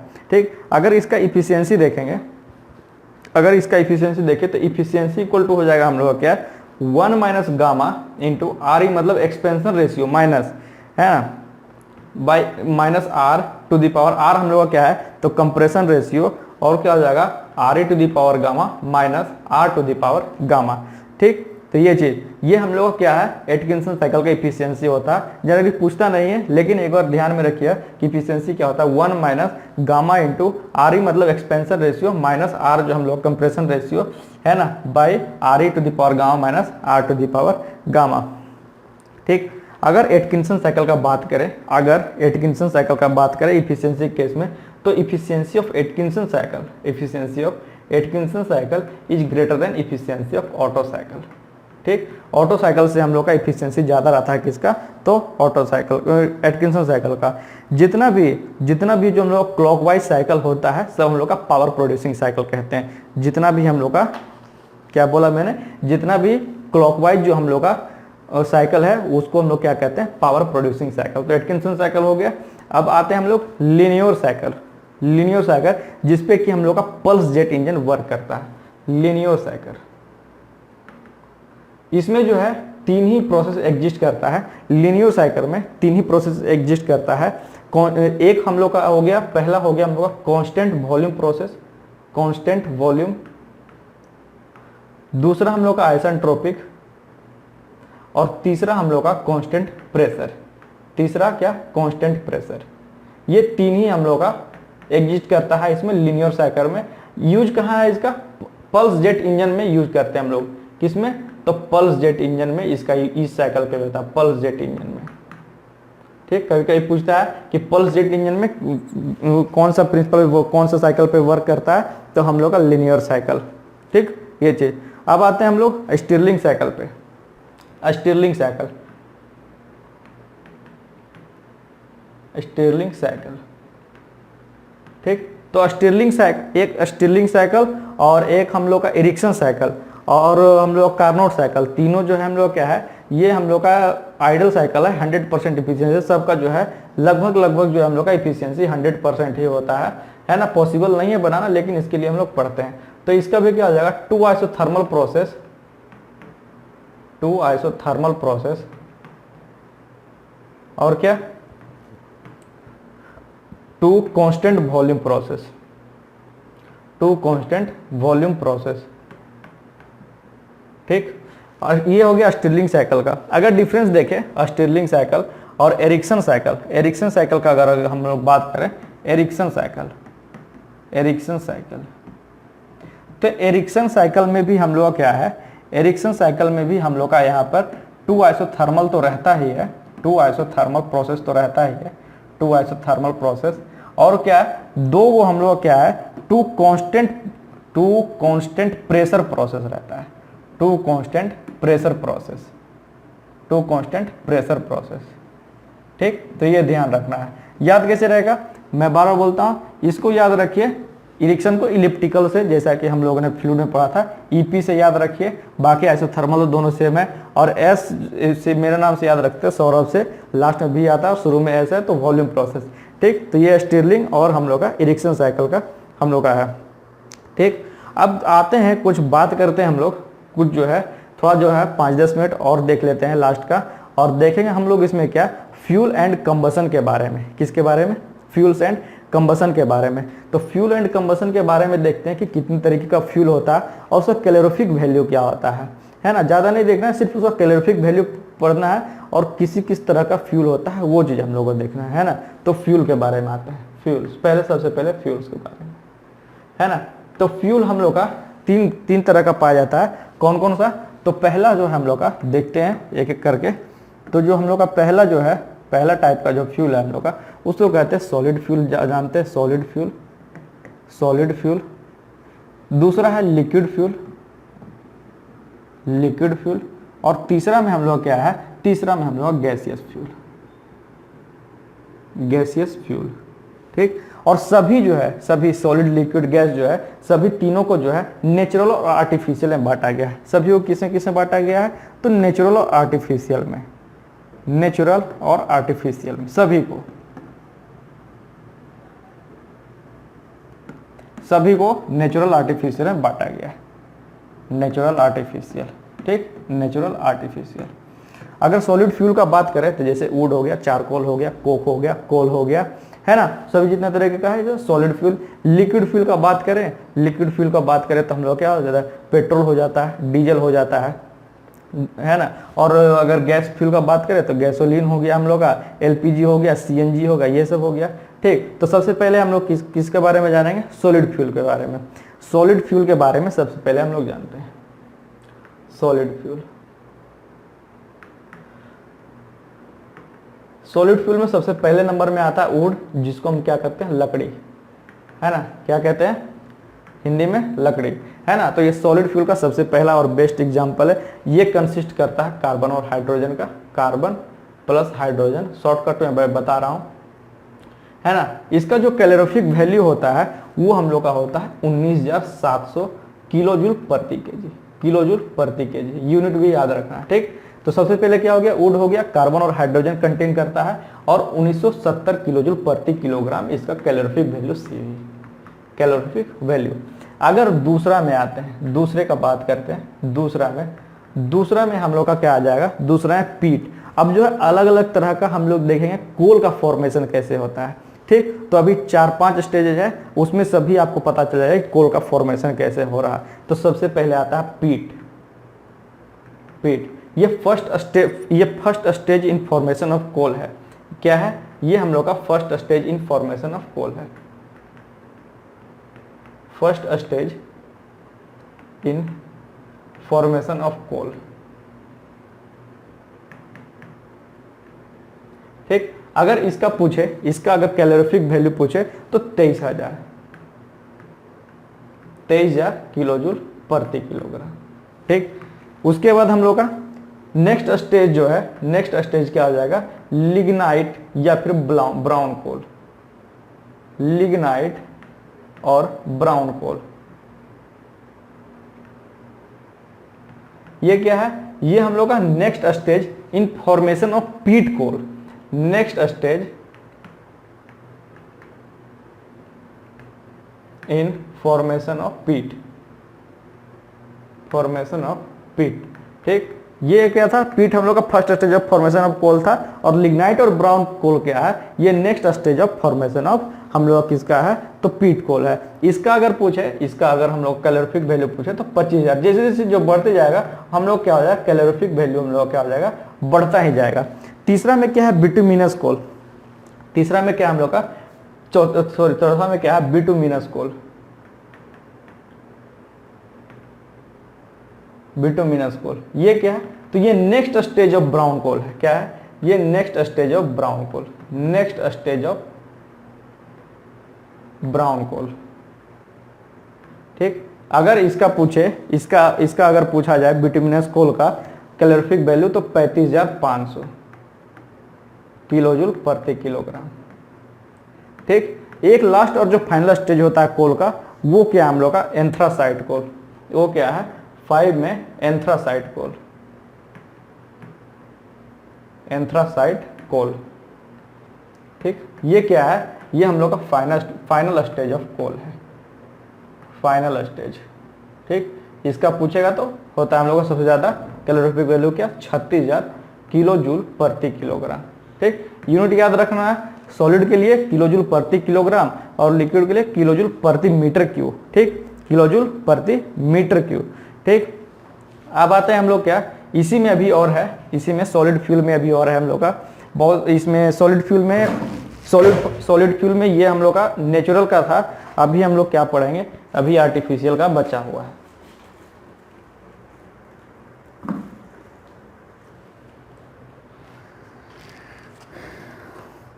आर्टिफिशियल में सबसे पहले ये कितना तक हो गया था हम लोग का, इसका ये 5 तक। 6 में है हम लोग का, 6 में वुड चारकोल, वुड चारकोल।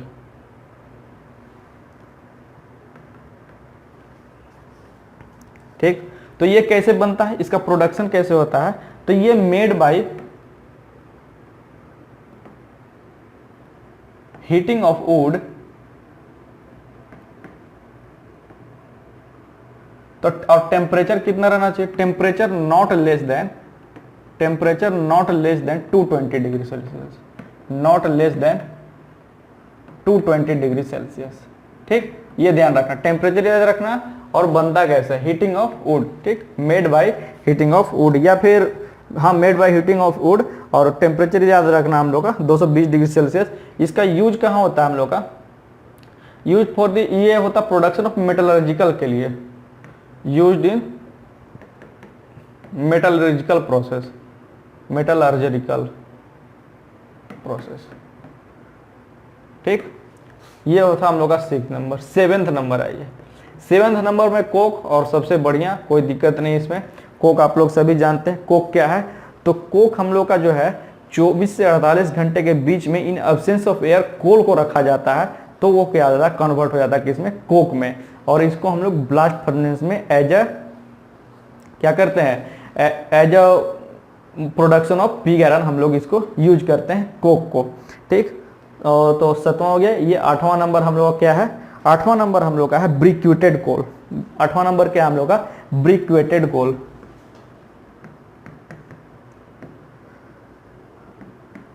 ये सब उतना पूछता नहीं है, लेकिन एक बार सिर्फ जानकारी के लिए आप लोग जो है याद रखिए। ठीक, तो ब्रिक्यूटेड कोल कैसे बनता है, तो ये बनता है हम लोग का,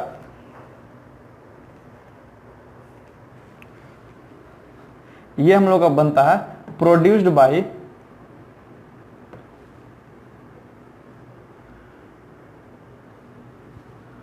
finally ground coal with or without finally ground coal with or without binding material, with or without binding material। ठीक, ब्रिक्यूटेड कोल। एक और इसमें जो लास्ट बच जाता है हम लोग का, जो लास्ट बच जाता है वो 9 नंबर क्या है, पल्वराइज्ड कोल। ये इंपॉर्टेंट है, पल्वराइज्ड कोल हम लोग का इंपॉर्टेंट है। ठीक, पल्वराइज्ड कोल बनता है, ये लो ग्रेड कोल है, ये हम लोग क्या है, ये हम लोग का लो ग्रेड कोल है, लो ग्रेड कोल है, जिसको हम लोग कहाँ यूज करते हैं, इसको हम लोग करते हैं यूज हम लोग सीमेंट इंडस्ट्री में। कहाँ यूज करते हैं, सीमेंट इंडस्ट्री में, ये क्वेश्चन पूछा जाता है, या फिर मेटालर्जिकल इंडस्ट्री में भी इसको यूज करते हैं पल्वराइज्ड कोल को। तो ये जो है 9 जो हम लोग का क्या था, ये 9 हम लोग का सॉलिड फ्यूल के अंतर्गत आता है, वुड, पीट, लिग्नाइट, ब्राउन कोल, बिटुमिनस कोल, एंथ्रासाइट कोल, है ना, उसके बाद वुड चारकोल, कोक, ब्रिक्यूटेड कोल और पल्वराइज्ड कोल। ठीक, और सभी का यूजेज हम लोगों ने देख लिया। दूसरा में है हम लोग का क्या, लिक्विड फ्यूल। लिक्विड फ्यूल और गैसियस फ्यूल, ये भी देख लेते हैं हम लोग क्या क्या क्या है। चलिए आइए लिक्विड फ्यूल देखते हैं, है ना, लिक्विड फ्यूल। आइए लिक्विड फ्यूल, लिक्विड फ्यूल में सबसे पहले हम लोग जानते हैं क्या आएगा, हम लोग आ जाएगा पेट्रोल। क्या आ जाएगा, पेट्रोल, है ना। तो पेट्रोल हम लोग सभी जानते हैं कहाँ यूज होता है, तो पेट्रोल इंजन में हम लोग पेट्रोल का यूज करते हैं। और ये लाइटेस्ट और मोस्ट वोलेटाइल फ्यूल है, lightest and most volatile fluid, volatile fuel, ठीक, याद रखना है। और इसका जो हम लोग का इसमें क्या है, लिक्विड फ्यूल में डिस्टिलेशन टेम्परेचर पूछता है। क्या पूछेगा?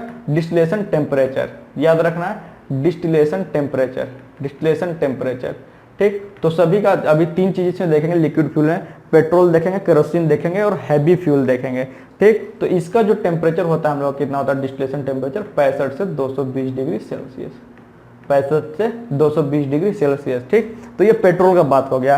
अगर दूसरे में बात करें, दूसरा केस अगर बात करें इसमें, पेट्रोल के बाद हम लोग क्या है, केरोसिन या फिर पैराफिन ऑयल को लिख सकते हैं, केरोसिन या फिर पैराफिन ऑयल, पैराफिन ऑयल, ठीक। इसको हम लोग हाउस होल्ड पर्पजेज में यूज करते हैं केरोसिन ऑयल को। ये हैवियर होता है लेकिन वोलेटाइल कम रहता है, heavier and less volatile then petrol, less volatile then petrol. इसका डिस्टिलेशन टेम्परेचर क्या होता है, इसका डिस्टिलेशन टेम्परेचर 220 से 345 डिग्री सेल्सियस, ठीक, 345 डिग्री सेल्सियस। एक और जो इसमें बच गया हम लोग का तीसरा नंबर जो है, हैवी फ्यूल ऑयल्स, ठीक। जो भी लिक्विड फ्यूल होगा जो डिस्टिल्ड होता है, कब, तो पेट्रोल और liquid fuel distilled after petrol and kerosene, उसको क्या हो जाएगा हम लोग का, heavy fuel oil, petrol and kerosene, वो हम लोग का क्या हो जाएगा, ये हम लोग का हैवी फ्यूल ऑयल में आ जाएगा। और इसका जो हम लोग का होगा ये डिस्टिलेशन टेम्परेचर वो क्या हो जाएगा, 345 से लेकर 470 डिग्री सेल्सियस, 345 से लेकर के 470 डिग्री सेल्सियस, ठीक। तो लिक्विड फ्यूल में यही 3 चीज था, पेट्रोल, केरोसिन और हैवी फ्यूल ऑयल। सबसे बढ़िया इसमें पेट्रोल रहता है, lightest and most volatile fuel है हम लोग का। ये डिस्टिलेशन टेम्परेचर इसमें ध्यान रखना है, इसका 65 से 220 डिग्री सेल्सियस, 220 से 345, 345 से 470 डिग्री सेल्सियस, ठीक। चलिए अब देखते हैं जो मोस्ट इंपॉर्टेंट हम लोग का है गैसियस फ्यूल। क्या है हम लोग का, गैसियस फ्यूल पे आते हैं। गैसियस फ्यूल में सबसे पहला जो हम लोग का नाम आता है सबसे पहले क्या है, तो कोल गैस है ना। जैसे सॉलिड फ्यूल में हम लोगों ने उसका हम लोग कैलोरीफिक वैल्यू हम लोग को याद रखना पड़ेगा, ठीक। इसको जो है, इसको हम लोग क्या कहते हैं, इसको हम लोग टाउन गैस भी कहा जाता है, इसको जो है टाउन गैस भी कहा जाता है, क्योंकि इसको हम लोग डोमेस्टिक प्रोडक्ट में, डोमेस्टिक यूजेज में हम लोग इसको यूज करते हैं। और इसका कैलोरीफिक वैल्यू जो है हम लोग का 21,000 से 25,000 होता है, 21,000 से 25,000। और तो इसका जो हो जाएगा किलोजूल प्रति मीटर क्यूब, इसका कैलोरीफिक वैल्यू का यूनिट क्या जाएगा, किलोजूल प्रति मीटर क्यूब। सॉलिड में मैंने बोला किलोजूल प्रति किलोग्राम, क्योंकि वो सॉलिड है केजी में मापेंगे, लेकिन ये गैस है तो हम लोग इसको प्रति मीटर क्यूब वॉल्यूम में लेंगे, ठीक। दूसरा हम लोग आता है, दूसरा जो है हम लोग आता है प्रोड्यूसर गैस। दूसरा क्या है हम लोग का, प्रोड्यूसर गैस के बारे में आप लोग सभी लोग जानते हैं। ये हम लोग का partial combustion of coal coke anthracite coal का है, ठीक। इसका जो हम लोग का 5,000 से 6700 हम लोग का किलोजूल प्रति मीटर की इसका कैलोरीफिक वैल्यू होता है, ठीक। इसका जो यूज है हम लोग कहाँ यूज करते हैं, ग्लास मेल्टिंग और पावर जनरेशन में। कहाँ यूज करेंगे, glass melting and power generation में, glass melting and power generation,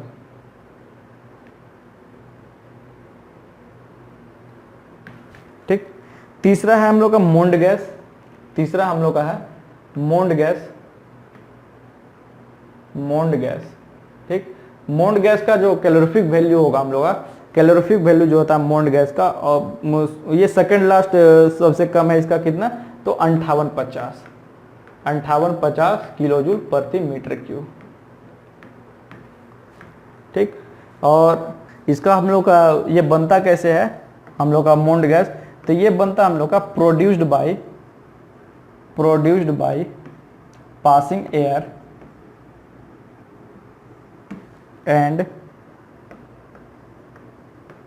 and waste coal, जो बचा हुआ कोल है और हवा को मिला करके क्या बनता है, मोन्ड गैस बनता है। ठीक, नेक्स्ट में हम लोग का आता है फोर्थ में जो हम लोग का आता है ब्लास्ट फर्नेस गैस है।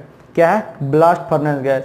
नाम से ही आप लोगों को पता रह रहा होगा कि ब्लास्ट फर्नेस गैस, जो कि हम लोग का पिग आयरन में, जब पिग आयरन जो हम लोग बनाते हैं ब्लास्ट फर्नेस में हम लोग का फॉर्मेशन होता है पिग आयरन का, तो जो उसमें जो गैस बन करके निकलता है वो हम लोग का क्या हो जाएगा, वो हम लोग का ब्लास्ट फर्नेस गैस। ये बोल सकते हैं बाई प्रोडक्ट किसका है हम लोग का, तो पिग आयरन का, by product of pig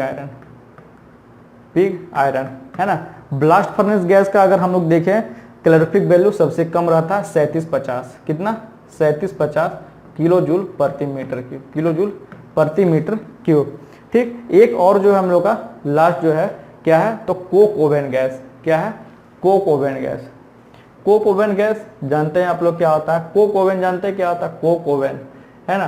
Coke oven हम लोग क्या है, जिसमें कोक का फॉर्मेशन होता है। जैसे कोक का फॉर्मेशन कब होता है, जब कोल को हम लोग को हीट किया जाता है 24 से 48 घंटा in the absence of air, तो हम लोग कोक का फॉर्मेशन हो जाता है, उसको कहते हैं कोक ओवन। तो उसमें जो गैस का प्रोडक्शन हो रहा है हम लोग का, वो क्या है, कोक ओवन। तो ये भी इसमें क्या लिख सकते हैं हम लोग कि बाय प्रोडक्ट ऑफ किसका है, या कोक का है, बाय प्रोडक्ट ऑफ कोक।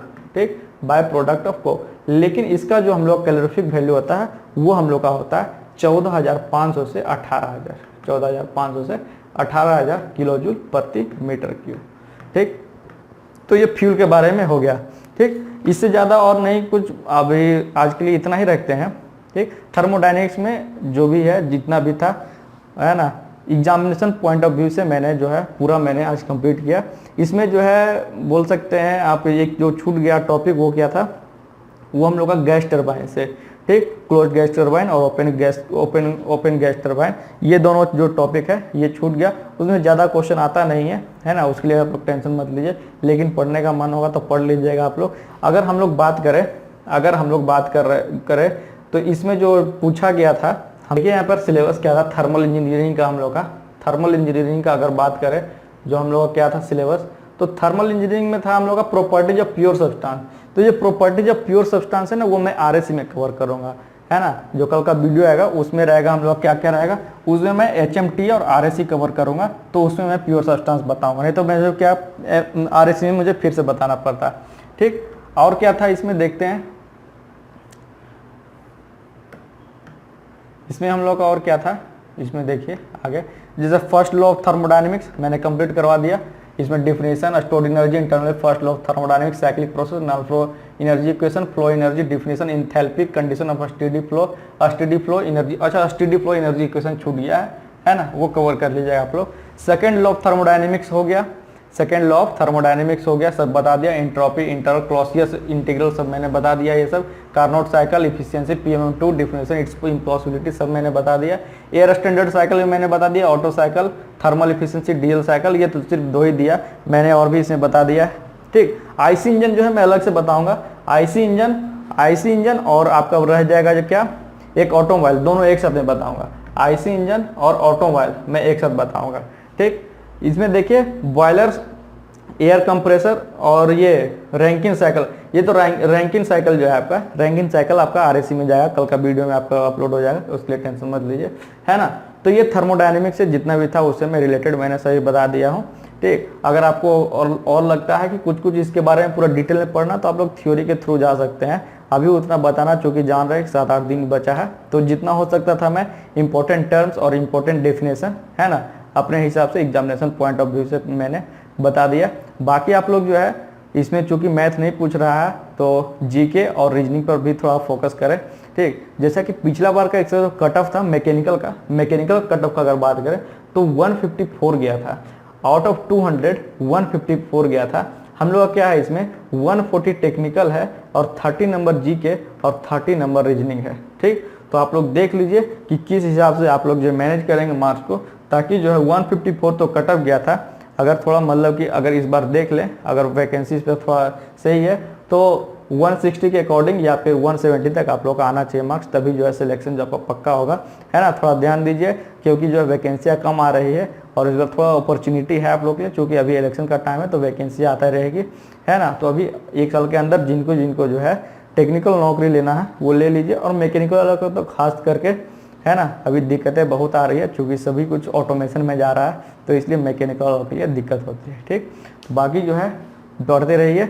बाकी कल जो है हम लोग जो पढ़ेंगे वो हम लोग का रहेगा टॉपिक क्या, HMT और RSC, मतलब हीट एंड मशीन ट्रांसफर और रेफ्रिजरेशन एंड एयर कंडीशनिंग, जिसमें मैं जो है जितना भी इसमें जो छूटा है थर्मोडायनेमिक्स में, जैसे हम लोग का रैंकिन साइकिल हो गया, है ना, बॉयलर और ये सब मैं बाद में बताऊंगा, अभी नहीं, इसमें नहीं। और प्रॉपर्टीज ऑफ प्योर सब्सटेंस से ही शुरू होता है उसमें RSC में, आप लोग जानते ही, बिना प्योर सब्सटेंस का उसमें होगा नहीं RSC, है ना। तो उसमें मैं सब कवर करूंगा। जैसे इसमें क्या है ना, RSC को दिया नहीं अलग से, सब थर्मल में ही डाल दिया है, इसलिए इसमें थोड़ा ज़्यादा टॉपिक हो गया है। ठीक, उसके बाद फ्लूइड मशीन और फ्लूइड मैकेनिक्स साथ में मैं बताऊंगा। ठीक, दो दो करके एक साथ चलेंगे तो हो जाएगा, है ना, ज़्यादा कुछ है नहीं, क्योंकि रिवीजन टाइम है तो उसी हिसाब से मैं बता रहा हूँ, है ना। थोड़ा फास्ट भी लगेगा, थोड़ा आपको क्या है शॉर्टकट तरीके से मैं लिख रहा हूँ इसमें, तो डिफिनीशन नहीं लिख पा रहा हूँ क्योंकि बहुत टाइम लग रहा। अभी इसका जैसे थर्मोडाइनमिक्स का लगभग नहीं तो 1.5 घंटा से पार चला हो गया है इसका। ठीक, तो आज के लिए इतना रखते हैं, बाकी जो है पढ़ाई पे आप लोग ध्यान दीजिए।